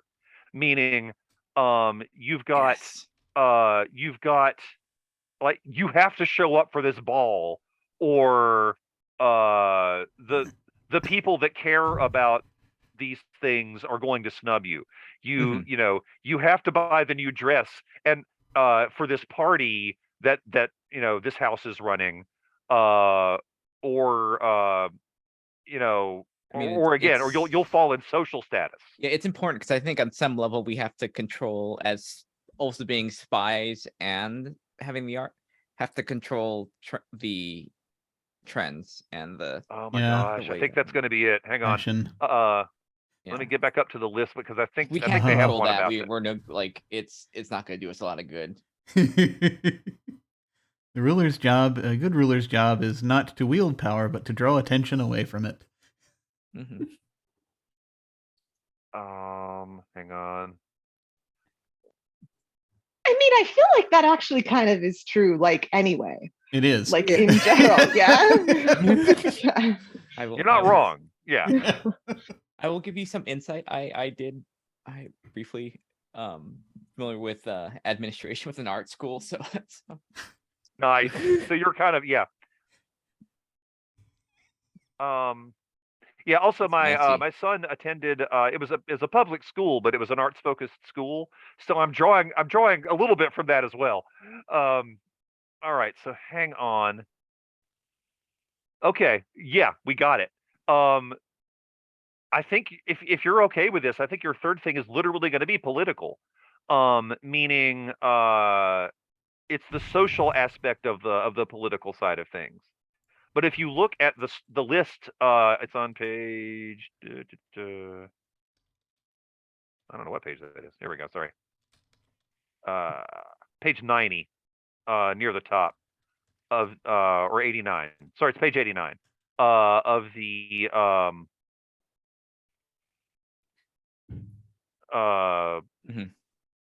house creation stuff in the political thing. If you look over that, like, Yeah. courtiers is one of the options. Forms of etiquette.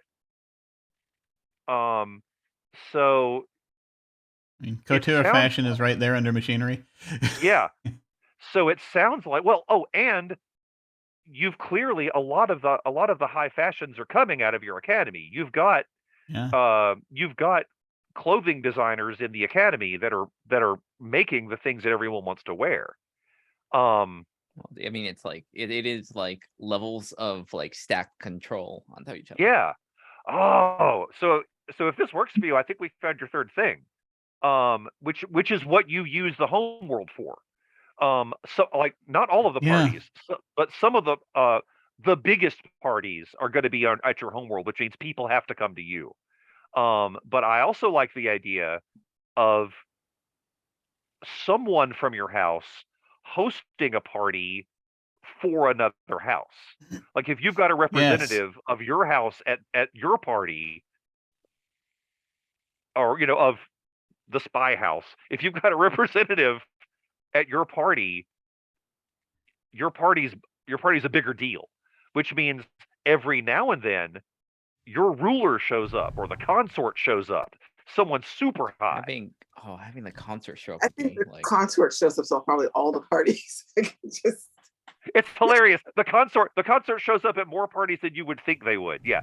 well, I like the idea that the concert Yeah. is kind of like Well, and that's brilliant though, because they're supposed to be seen for that, so that works. yeah. Okay. Wow. Then what were you saying? I like the idea that the consort is kind of like in the field spy work, like almost Yeah. constantly. That's Yeah, the consort is actually sounding more directly involved than we originally thought, which I like. But also, like, if the consort shows up, first off, even from the outside, if the consort shows up, like, everyone thinks it's a big deal because our party is now legit. The consort's here. But also, those of you in the know, if the consort shows up, you're like, oh, that's a big deal of another kind. Like, why is the consort really here? And like, how And the busy do we need conference to look? just like walks in, is like, let's get this party started. Yeah. And everybody to know is kind of. I love the idea of that, just like in spaces that they control, or like if it's within the house, that stuff just shuts off. Like, Yep. Oh, and this gives you an excuse to show up on so many different places too, because all representatives of your house are either going out and doing artistic things, whether it's installing art, being an artist in residence, being a theater troupe, or they're hosting the parties because you've got Right, like yeah. highly So renowned event coordinators. Like that's part of that's it. yeah. Event coordinators is the phrase I was looking for. Thank you. Yeah. That's exactly what it is. So you've got that, and that puts the stamp of that puts your house's stamp of approval on a gathering, which elevates it, and you have clearly spent centuries getting yourself into this position, which I like a lot too. That's great for a smuggler too. Oh yes. It's great that you say that because I'm trying to figure out how my character fits into this. Oh, I have a couple of ideas. A delivery person, you could smuggle stuff anywhere if you're We're like a gonna need delivery person party. Okay, so much stuff secretly taken to so many places. That's exactly what I was thinking. Right. Well, okay, Jen, I have suggestions if you want them. Sure. Okay. Yeah. So first off, you could go on any level, and you don't have to do the same thing every time, obviously. But just like on a basic level, have you seen Leverage? The show? Okay. So, but other things do it too. If you've seen, like, I don't know, Ocean's 11 or any of those, you've got at some level on any scam or any heist or any operation, you've got the people dressed as janitors. You've got the people dressed as delivery drivers, and you are literally a delivery driver. It's like, so you could literally be one of the people just hauling stuff in, because you know your way around the transportation. So on that level, you're the faceless person that no one's expecting, or no one's paying attention to. And then on top of that, if you wanted to, you could also pretend to be, given your importance to the house, you could pretend to be anything of any level above that as well.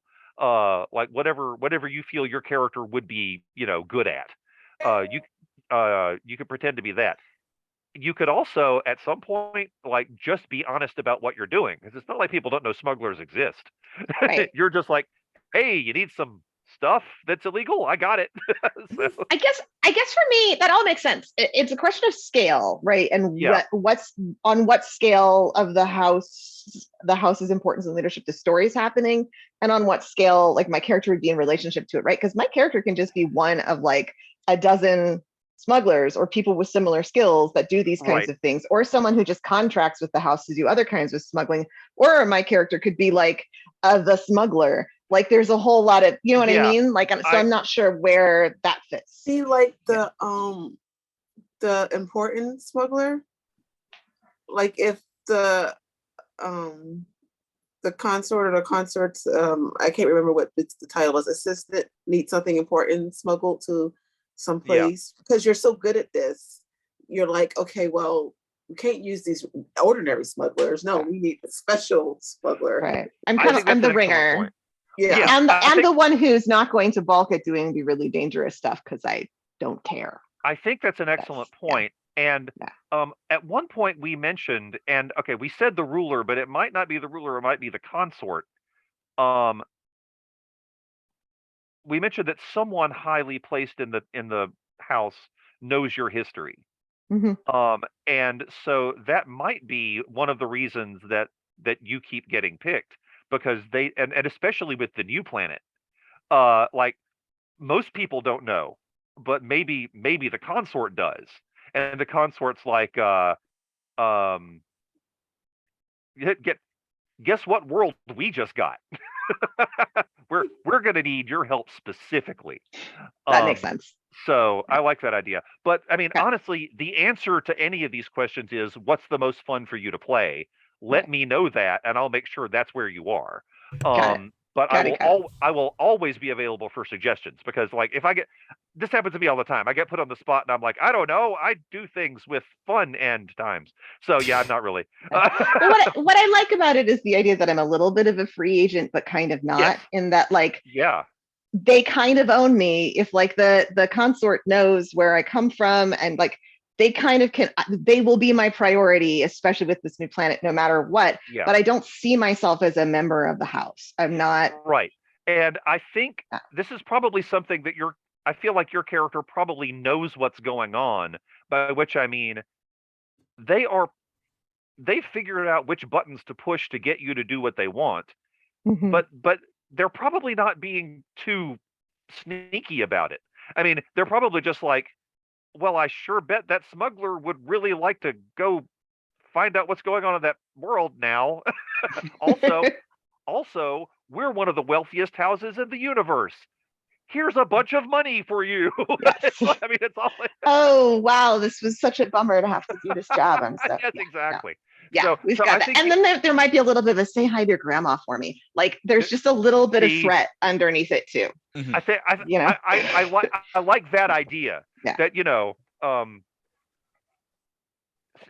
because someone could always offer you something different that would make you turn your head.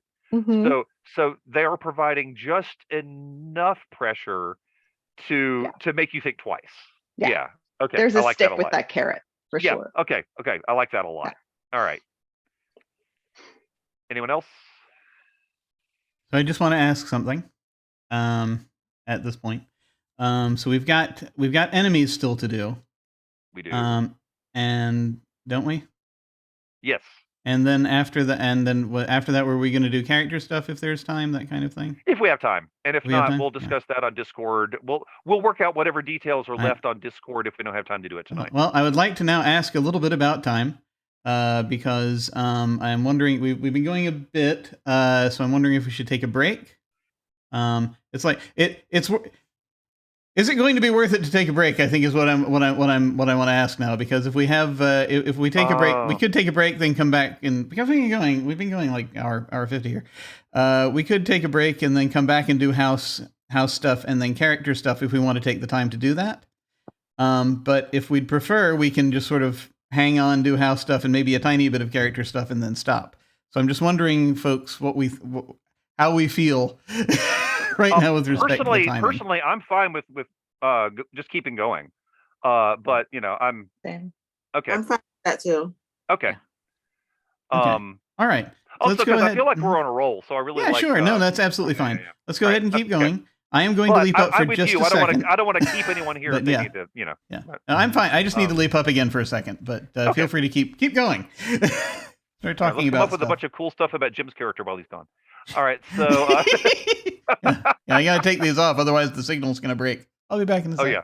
All right, we'll see you. Okay. I have a question. Oh yes. About the heir. Is the heir going to be which of the pair? The consort or the Oh, that's an excellent question. Okay, so we need to figure out at this point. We do need to figure out what does that mean? What does the heir mean for your house? Because again, each house sets its own rules.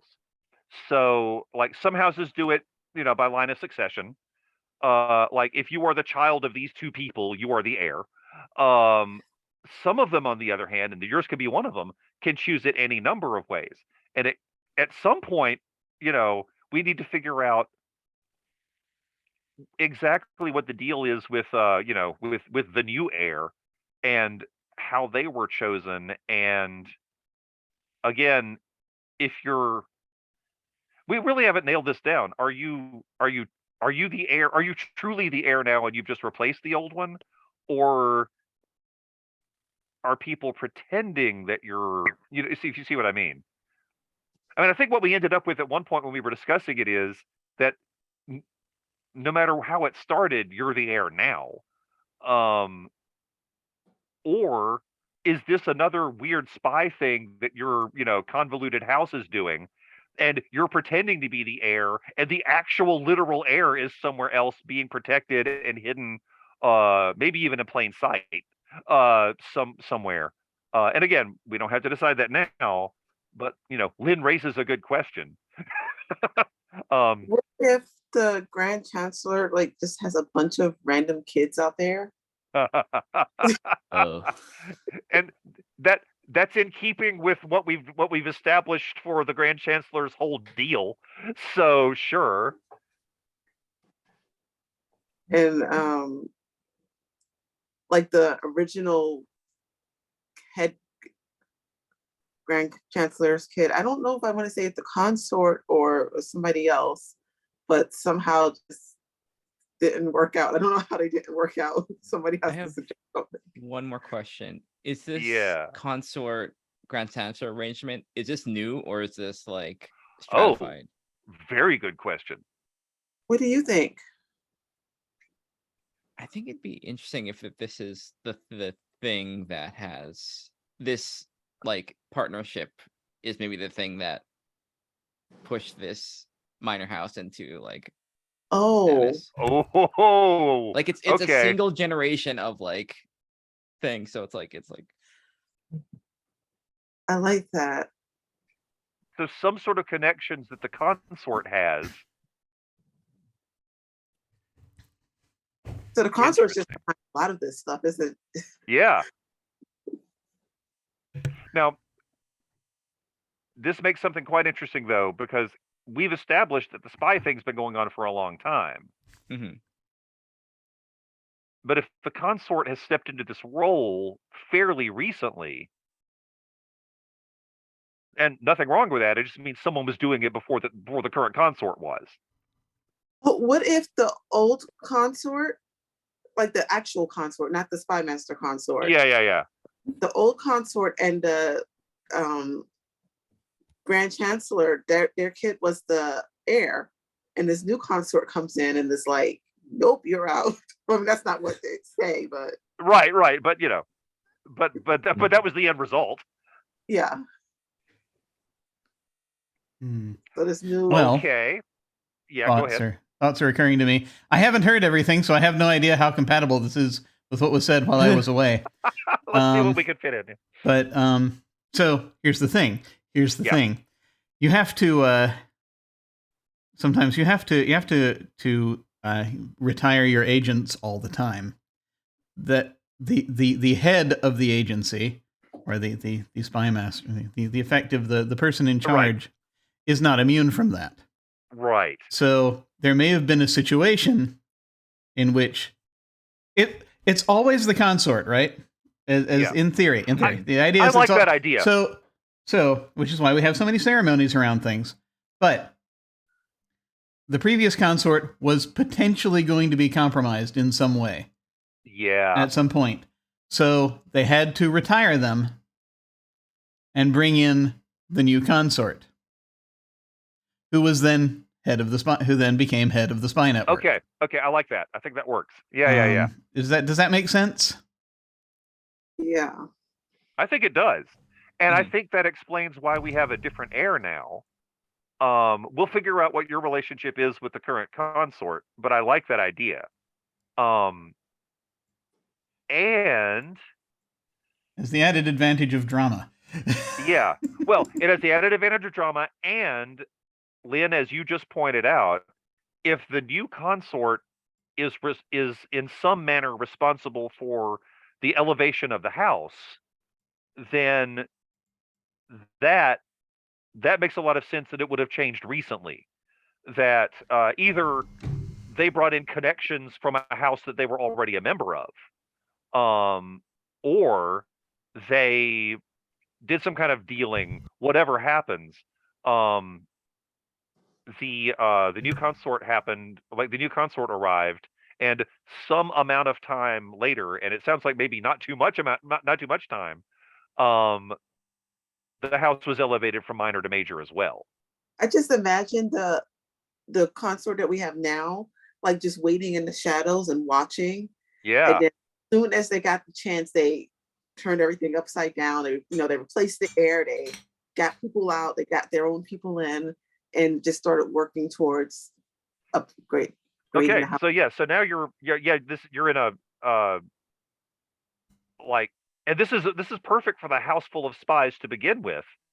And it's perfect for the house that controls the social scene, because the whole point of both of those is people moving up and down different levels, and Oh yeah, because I guess you have to be like adaptive in a certain way. if you're gonna yeah. be in- So you've all of you know that you're living in a nest of vipers. It's just right now most of the vipers are biting other people.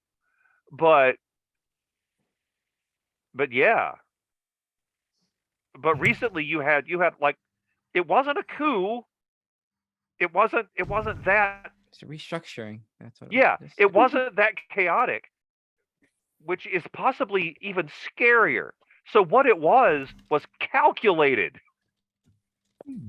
I like that. Okay, so now this is the realm that you're operating in, that this has just happened. And each of you would be in a position to know some piece of that. You could decide how much of it you know, but each of you would, because each of you is aware of the true nature of the house. Like, you would have, some of you probably saw it coming before it happened. Oh, and Lynn, were you working for the consort before, and they just brought you Maybe. along? Yeah, I think maybe. Yeah. Did you maybe help with this? were you in some manner involved with the restructuring? Maybe. Yeah, and again, we don't have to answer that. We don't have to answer that at all. But if it comes up, that's going to be an interesting answer either way. So are the outed people our enemies now, or? Oh, they they could just be. over They it? totally could be. Yeah, like the old consort. Yeah. Well, if they were genuinely compromised, then that would have had to have involved somebody else. Yeah. Well, That's a good point. Would the old consort and old heir be together? Oh, Plotting maybe they together? are. Yeah, maybe they are. Maybe they are your enemies. Maybe that's what's happening. maybe that's here. yeah. Good Oh Lord. god, yeah. Like Oh. Wait, yeah. but did the old chancellor leave when the old? I just thought, did the old chancellor leave No. when the old consort, or Yeah. was it just they switched I don't think- consorts and the old I don't- chancellor's like, okay, cool, we're good. Yeah, we're good. Yeah, I think Seems you've got more like the same it. Grand, I think you've got the same Grand Chancellor. Yeah, I Um, don't think Because we can't Yeah. like disrupt the Right. public appearance of what happened. That's internal. That's Yeah. inside the house. Yeah. I feel like my character knows what happens Yeah. in some ways, or can intuit, Oh, I think because so. he recognizes the new consort as someone who was involved in fucking over his house. There we go. Because yeah, Yes. like that person was the contra was Mhm. yeah, that was Yeah, I involved in remember these her. upheaval, yeah. Or him, or whatever. Or whatever I we come up remember with. that Yeah, person. yeah. Yeah. I like this idea. Okay. All right. So, oh wait. Except, hang on. Did we? Oh my god. Yeah. So it's just we have this consort we're operating under. It's a new consort. I was just thinking about the different ways we were describing things, right? Is that if the new consort appears to be the fun party person, Yeah. basically, Yeah. that like we've been talking about, kind of, sort of, if we were sort of thinking about medicine or what have you, Yeah. that it's that it's like it's a total shift, but it's one of those people who's like it seems incredibly sweet but could kill you type things, basically. 100%. Yep. Yeah, there is a reason for every single one of you to be scared of the new consort. Yeah. But also, to, the new consort right now is treating each of you well for various reasons. We can decide exactly what those reasons are. Some of them are more obvious than others. Well, because, like, Jen, as you pointed out,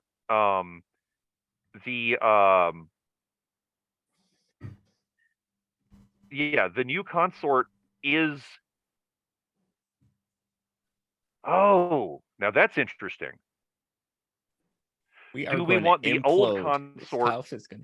Yeah, do we want the old consort to be a member of the house that took over the world from your family, Jen? Do we want to do that? here's my thought on it. Yeah. Was actually that the reason why my character is in some ways taking refuge or letting himself Yeah. get screwed over by this family is because his grandmother and the original consort went to like Bene Gesserit school together. They knew each other, You know what? right? That works. That works Yeah. for me. Okay.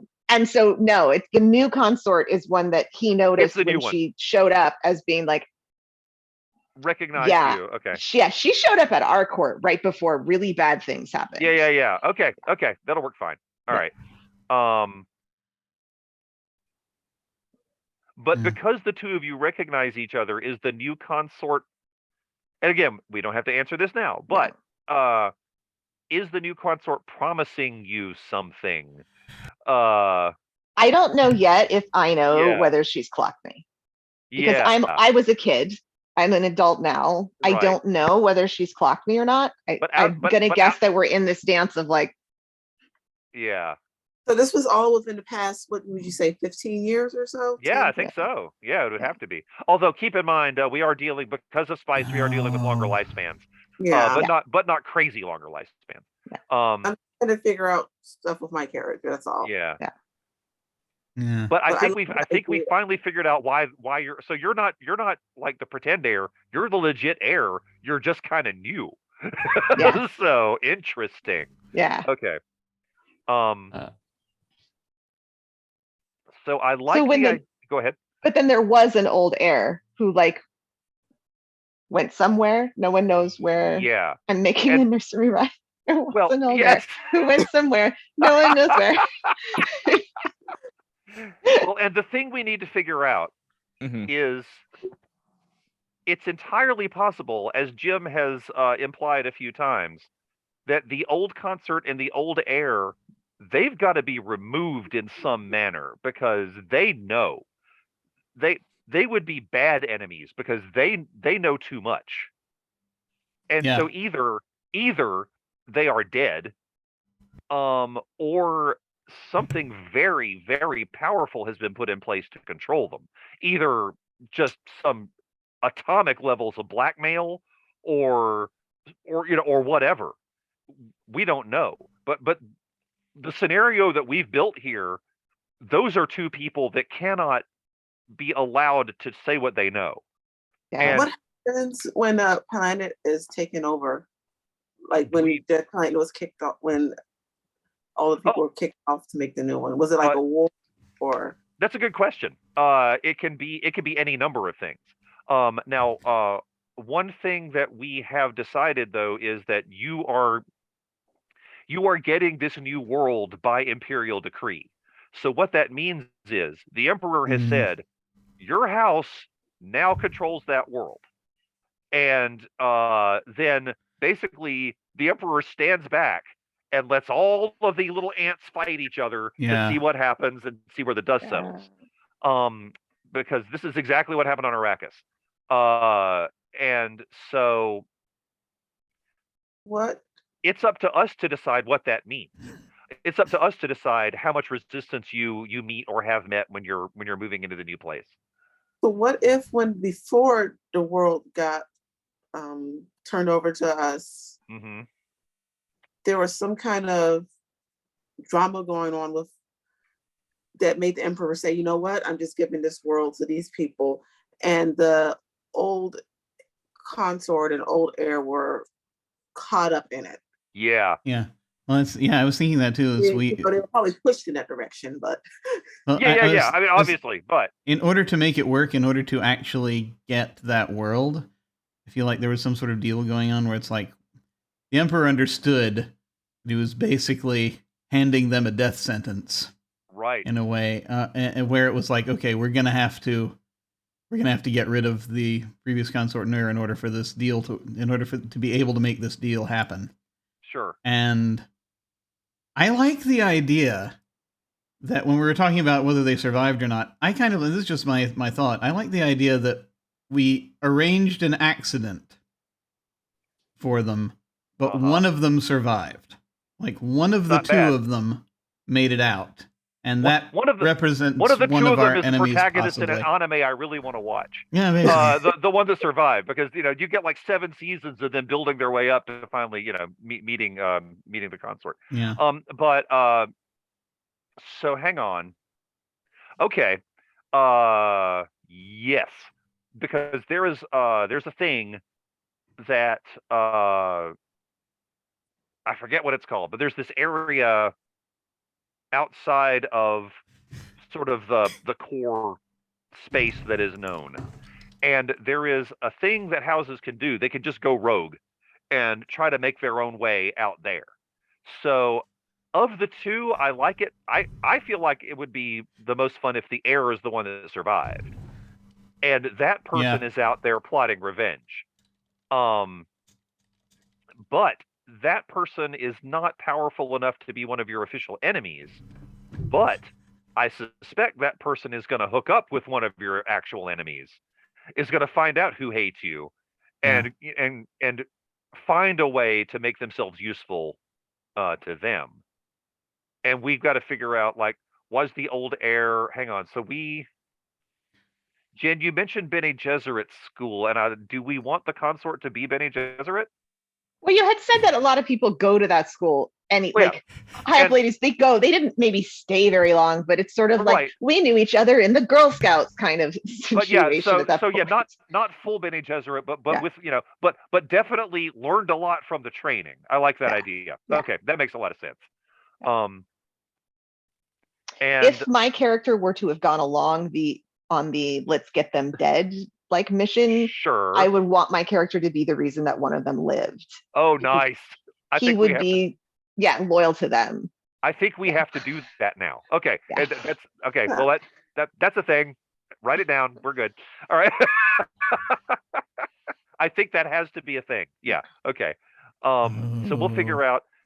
And Jen, do you want to come up with some details about the heir then? Sure. Okay. If you don't mind me giving you homework. No, I'm fine with that. Okay. Yeah. Thank you. Yeah, just come up with it and throw the details in the Discord, and we'll figure it out. Now, would the old heir have known the new heir? I don't. Well, let me think about that. Okay. Well, that's the thing we need to figure out is what was your role in the house before you became the heir? I mean, are you literally the consort's child, or are you just someone that was important to the consort, and the consort is like, yeah, okay, I'll marry you, but this is our heir now. Or it could be anything. And again, if we don't have a good idea for that now, we can figure it out later. Idea of being like an illegitimate kid that was at the art school. Sure. Yeah. And somehow the new consort just is in everything, so they knew. Yeah. Janie, were you a spy for the art school, or were you in the spy program, or were you doing something else, do you think? I think I was just. I think I don't know how I got in. You're just talented. You have particular talents.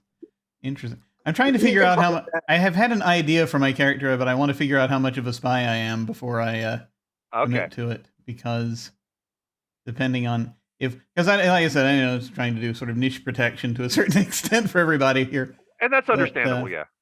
Go ahead.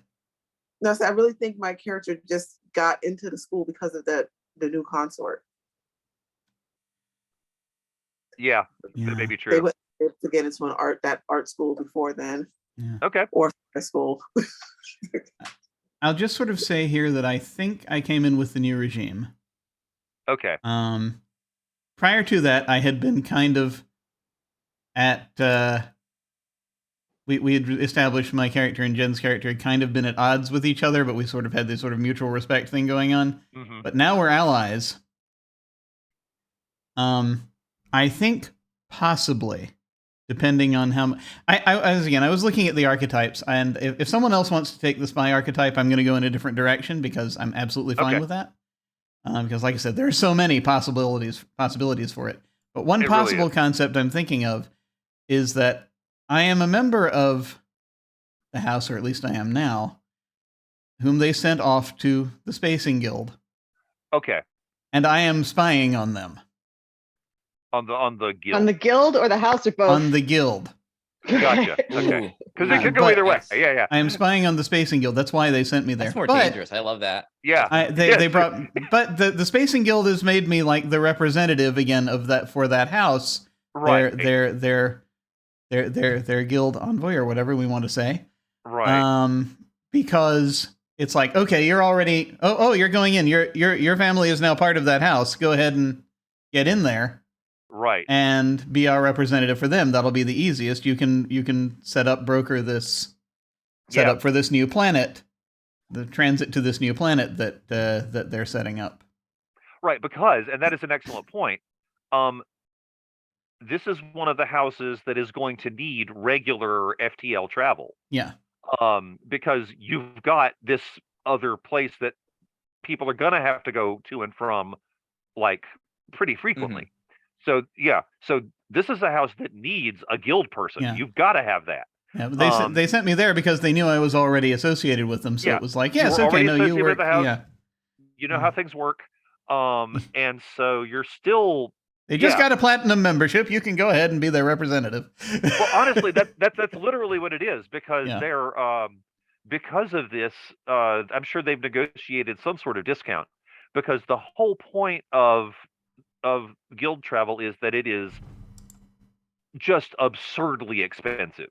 It is so expensive to even move the smallest thing from one system to another. Yeah.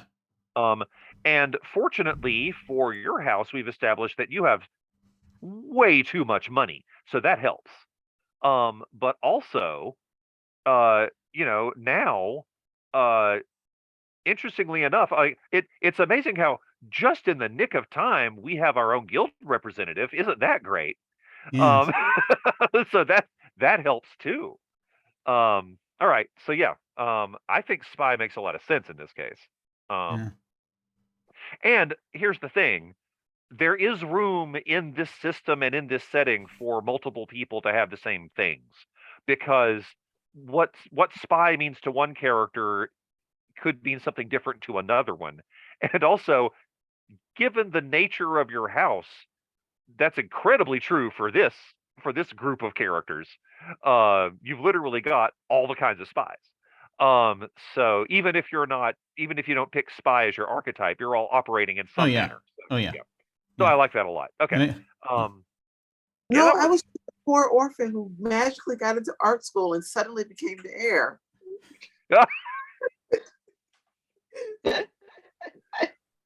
We all believe that. Yes. We buy it. Of course. That's how things work. Yes, exactly. Yes. It's a you know what?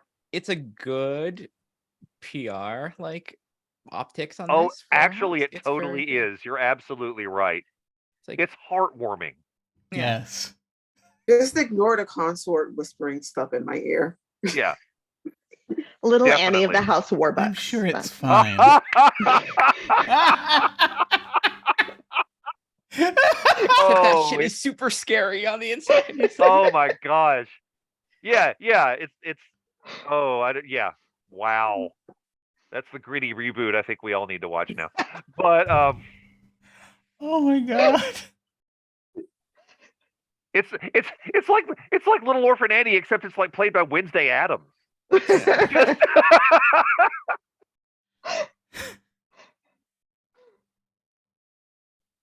Okay. Suddenly I like this game even more than I did before, and that's saying something. All right.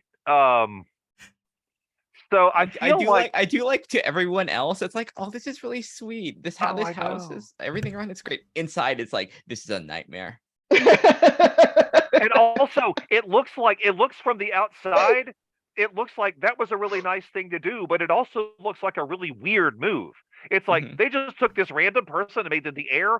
This is, once again, what the hell is that house thinking? They're just a bunch of random weirdos that happen to be Yeah. good at art. We don't get them, and it's just one more thing that that is making the house look just incompetent Yeah, enough. exactly. But there's I'm sure there's conspiracy theories and like message boards trying to figure out what the relationship is and track down like It any is. connections, and like it's a thing now. Like It they've gotta be individually everything. like pinned each one of our characters. Like this person's the head of the thing. That's what it is. Yes. But it's Oh all god. wrong. They got it all wrong. Oh, Yeah. 100% wrong. But you know what? It's in the podcast. So It's in the podcast because, and of course, how many of those message boards are full of just agents of your house, Exactly. just going, oh no, Yeah. here's what it really is. How many profiles does a consort have? Yeah. Like, Oh, so many. The consort's just lost track. Oh, The consort no gosh. longer knows what's a sock puppet and what isn't. Yeah. That's what my job is. The That is what. the mentat keeps track of. Oh my gosh. Mistress You of sock spend like puppets. 20% of your computing power just keeping track of all of that. Mhm. Oh. You don't get a lot of sleep. All right, so I got that mentat drug. Where the hell that oh, thing it's is the called. sappho juice. Yeah. You got the red Yes. stained lips. You do. Yeah. Can you do that and spice at the same time, or you gonna Actually, or yes, is you it can. Bad? Yeah. It's there- real bad. I imagine it's really bad. I imagine. But it's you terrible. can. Yeah. There is one character from the books that does in fact do both. So That must be um, awful. oh, and also one of the just worst characters from the books, but they are not mentally well. I'll tell you that. Okay. I feel like one of the enemies is probably the house that got kicked off the planet that you're moving into. That just makes Definitely, sense. that's Oh, so the number of enemies we have to come up with is just 2. It's got to be Okay. one major house and one minor house. So do we want the house that got kicked off the world that you're moving into to be the minor house or the major house? it would have. They've got to be minor because they've gotta had be, like, control over that planet for like 40 years or something Okay, before they okay. lost it again. They took it from us. Oh, that's Now they're that's getting it true. taken from them. They suck. They suck. They're bad at this. Also, they clearly did something to piss off the emperor, so that didn't help. So okay, so Well, again, we'll come up had with the name. we could have like PR warred them to like death. I think that was a big part of it, honestly. They also didn't manage to kill me, my mother, or my grandmother thanks to the old consort. That's exactly true. Yeah. So again, they're not good at this. they did not. maybe the new consort's family or somebody like sabotage them. Yeah. That's quite possible. Yeah. Honestly, that was probably a big part of it. Okay. So the schemers. okay. So the minor house, and we'll work up details on the minor house, but the minor house is the one that got kicked off the world you're moving into. What major house is pissed off at you and why? God, yeah. Yeah. What? I mean, here's the thing: you could have made. Your house has been around long enough, and you've been powerful enough and rich enough for long enough. Like you could have made so many different enemies.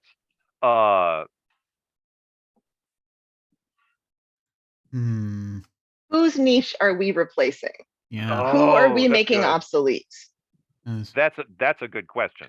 It Yeah. could be a political house, or it could be an artistic house if we had rival artists. It depends. Or That'd be just weird like for it more to be a like a major house, yeah. social kind of Social a thing, house yeah. that prided itself on being like kind of the social center of the. Oh. Yeah. Like So- like the previous. I like the I idea like of like that. an old guard type Social house that had like the highest levels they thought of propriety were able to that knew exactly how things should be.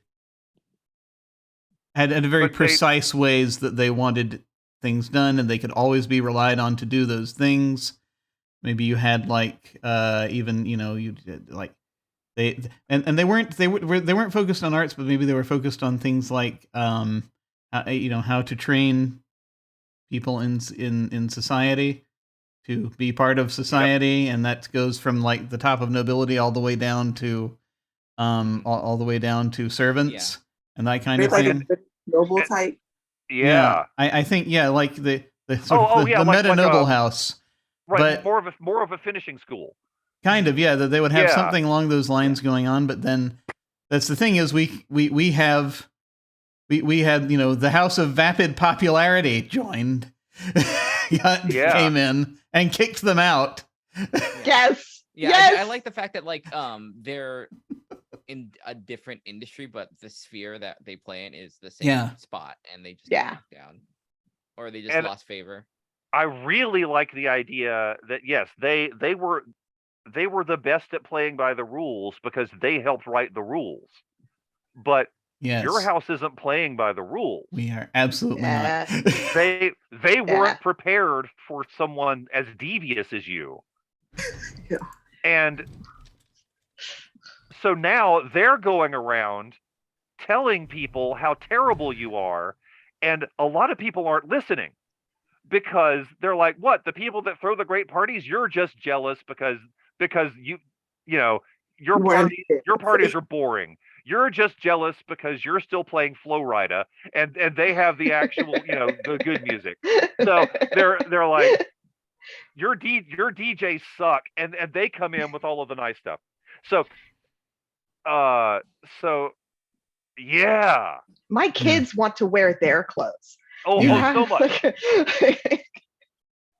Yeah. Like they used to be the people to go to arrange banquets and ceremonies. Yeah. And basically everything involving respect for the history and lore of each individual planet. They Yep, knew lineages all the way back like 1,000 years or more. right. And But And yeah, too much to know. Too many rules. yeah, exactly. Yeah. We Yeah, just come in and Well, stomp all No, over it's that, stale. It's stale. After setting our new trends. It's worked To for some 500 yeah, it's to worked some for extent, you 1,000 stomp all over years, that. but Yeah. not- Right. Exactly. So yeah, but the thing is, on some level, to some people it looks like you're doing the same thing they were doing. Probably. I mean, And- that's most likely. Then 1,000 years we're gonna get knocked down. Yeah. Oh, that's awesome. Okay, well, I think we found our major house, and they are going to be a force to be reckoned with because, again, they are powerful. Yeah. Okay, so yeah, they're super old school. They're yeah, I mean, it's yeah. Okay, I got a lot of analogies, but yeah, I think we're all on the They same would page. have to come after our house pretty hard, very fast. Otherwise, they're gonna have to wait a long time before they can do it. A very Yeah. long time. Well, Yeah. that actually brings us to the level of how much each house hates you. And here's what's funny. There- There's a table you can roll on, but we may just want to choose. So I'll give you the levels. Yeah. The levels are dislike, Yeah. rival, which is the house actively seeks to bring the player character's house down. They whisper at them in court, spread lies and gossip where they can. They avoid open conflict unless they see an opportunity to make a gain for themselves. The level above that is loathing. The house always has some plan to destroy the player character's house. However, they won't risk their own resources unless they can do serious damage. And then the final one is Conley, which is the organized system of assassination that houses engage in. If you declare Conley on another house, you have to do it formally, and you have to say, we are. It's basically like declaring vendetta against a house. Mhm. And there are rules. There are rules that even your house would have to follow Mm. if you were at that level. And there are reasons that I mean, you would do everything you could to, letter of the law, not, but still there are rules to it. Otherwise, like the Empire comes down on you and it's bad. So, but those are the levels basically. And keep in mind, we have to decide this for the minor house and the major house, and figure out like just how bad. And more to the point, what level of resources they're willing to commit to harming your house. Which house is closer to From Hell's Heart I Stab at Thee? I think the I mean, that's kind of yeah. yeah. I That think feels like the um, minor house because I mean they're yeah. super pissed off. Yeah, I think the major house would be a rival because like it can't look too ugly. Right. That's a good point. Yeah. But you know what? This So this minor house, all bets are off. So what, and from what you've described, and I think if everyone agrees with this, I think you're right. From what you described of why the major house hates you, rivalry seems to fit just about perfectly with that. So I think you're right. Because you literally are. You are rivals. You are fighting over a lot of the same territory. So the only thing we need to decide is, do we want loathing for the minor house, which might be, given that they are less powerful than you, as much as they can do, or do we want them to have full on declared Conley on you? They don't give a damn anymore. It's like, Yeah, exactly. We burn, Yeah. we will burn. Well, and again, if you're going to go for it, do it now before this house gets too powerful for maybe you to they be have. able Maybe to do they it. declared Conley on you. Like, Okay. If you're going to win, yeah. this is when you're going to win. I Could that think be you're why absolutely they right. need a more prominent bodyguard? They went Conley on us. Oh, I think that's why you have Nicky's character. Yeah. I think at that point they were like, yeah, you need to stay with the heir all the time. Yeah.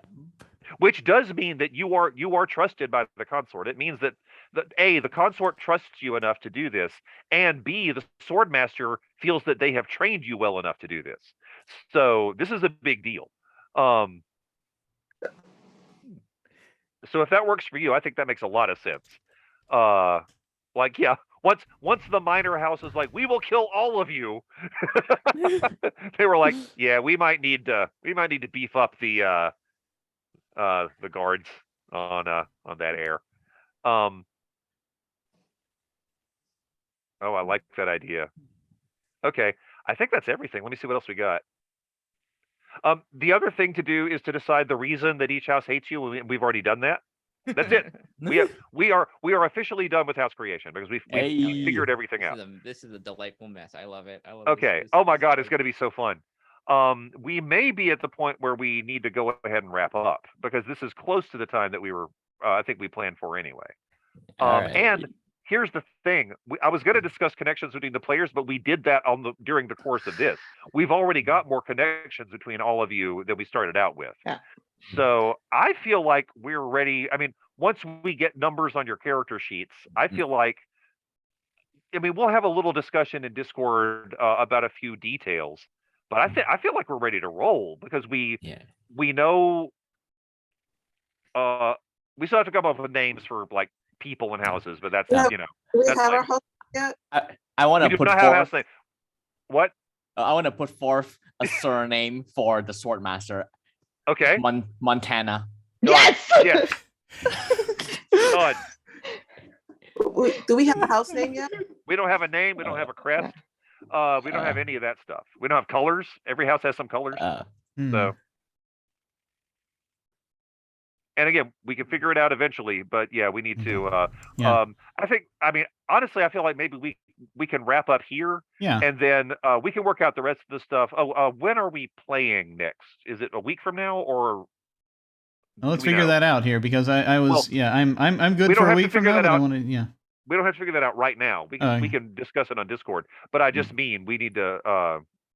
I'm available a week from now if we want to just throw that out. But Yeah, same. I've got nothing much going on currently, so Not gonna be here next week. okay, so maybe we don't want to start a week from now. But No. or if we do, we could the Mentat was busy doing something else.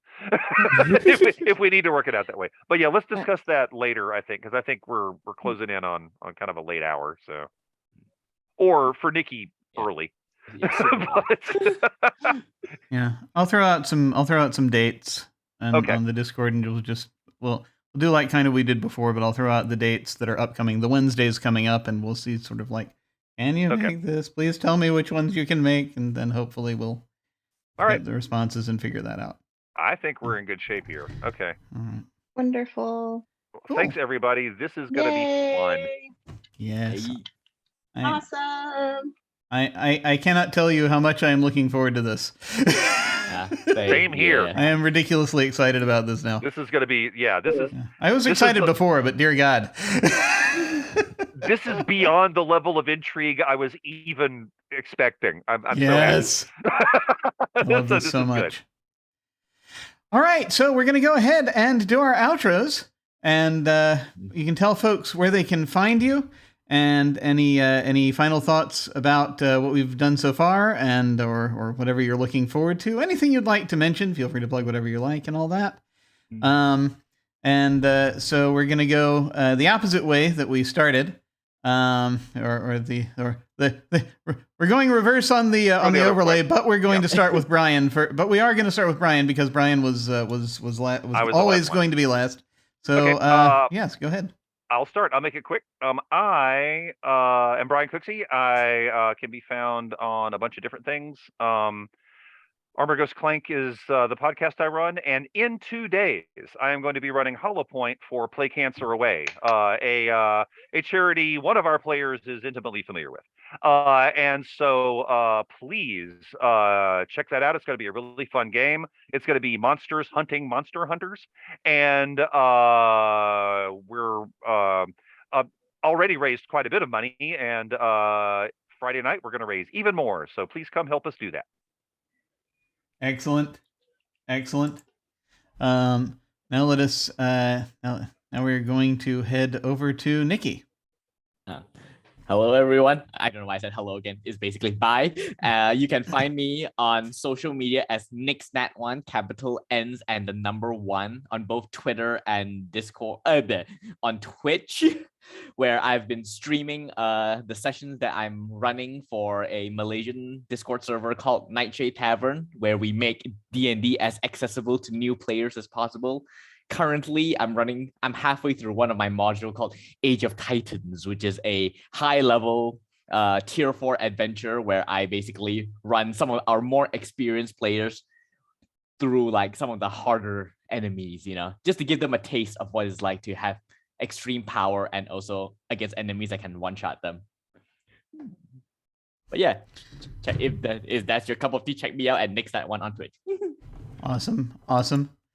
And now we're going to head over to Janie. I don't know. I completely freeze up at this point. I always have like great spiel in my head and I never say any of it. Janie Pot 7575. Follow me, please. Twitch, Twitter. Awesome. And good night. And now we'll head over to Jen. And you can find me on Twitter at QuixoteJen, QUIXOTEJEN, 1N, not 2. I will be cheering everyone on with Hollow Point at Play Cancer Away on Friday from 4 to 7 Pacific, and actually every Tuesday and every Friday for the rest of the month. So I guess for one more week after this, we will also be having games to raise money for Stand Up to Cancer. So that's cancer research and health equity for all kinds of cancers. And I'm also going to be on Graham's channel on Tuesday night from 4 to 7, I think, Pacific. I think I totally overlap. 4:30 to 7:30 Pacific. I don't totally overlap. Playing D&D. And that's where you can find me for now. Yay! Excellent. And finally, Lynn. Hey, I'm Lynn, Gremlin Art, pretty much everywhere, Twitter, Twitch, Instagram, all those places where you can find my art and what I'm doing throughout the week. And I play D&D, get to play on Saturdays, at Glamour Bard on Practice Thesaurus channel. And on next Tuesday on the 25th, I'm going to be actually being in Play Cancer Away games, playing Monster Care Squad at 7 p.m. Excellent. Awesome. And let's see. Finally, who am I? Excellent question. I'm Jim Ryan. You can find me at OtherDoc on both Twitch and Twitter. My website is jimyesthatjim.com, where you can find my Geek Observation podcast and links to my various other podcasts, audio dramas, writings, and such. I have links down below to my website, Twitter, YouTube channel, and various other things. This Saturday on this channel, Saturday evening, we have the finale of our Invisible Sun campaign. We've been going for over 3 years, and it is finally coming to an end. This is Invisible Sun, the Edge of Paradox. They will be finally reaching the edge of paradox. The thing that's in the title will be in the finale. And so I'm very much looking forward to that and seeing how things resolve. It's going to be very emotional for me, probably. Next week, on Monday, we will have the premiere of our new campaign of Don't Rest Your Head that I will be running. I am just leaping directly from one thing to the next. It's going to be a somewhat longer running campaign that's going to have interactions with two groups that I'm going to be doing. One's going to be on Mondays, one's going to be on Fridays, and that cycle is starting next week. Heavens help me. But if you enjoy seeing people running from living nightmares, this is the game for you. And next week on Tuesday, we should be coming back to Cult Divinity Lost. That is run by Hollow, another horror game that has been wonderful. Tis the season. It is. We've been slowly peeling back the layers of reality to see the horrors that lie underneath. It's been great. I am looking forward to the rest of that campaign. And then this game will be on Wednesdays. Not sure if it's next Wednesday or not. We got to figure out the timing. We'll figure out the timing. So soon, hopefully, we'll be getting back into this and launching the RP portion of the campaign, and I cannot wait. Watch literally any of our Twitters for more information on that. Yes, please do so. Please do so. And then we shall shout it from the rooftops. So when we hit the end card, I am going to send a raid over to, let's see, Laugh Love Lindy. They're doing a special. It says Ether's Walkway special. It's right now. It's just it's Lindy and Trooper, who's been on this channel before one or two times, and it's I can only imagine awesome RP is going on. So we're gonna go over there and say hi. Feel free to hang on if you are so inclined and say hi to them with us. That again will be when we hit the end card. In the meantime, folks, thank you all very much for watching. Take care, and we will see you all of a sudden. Farewell.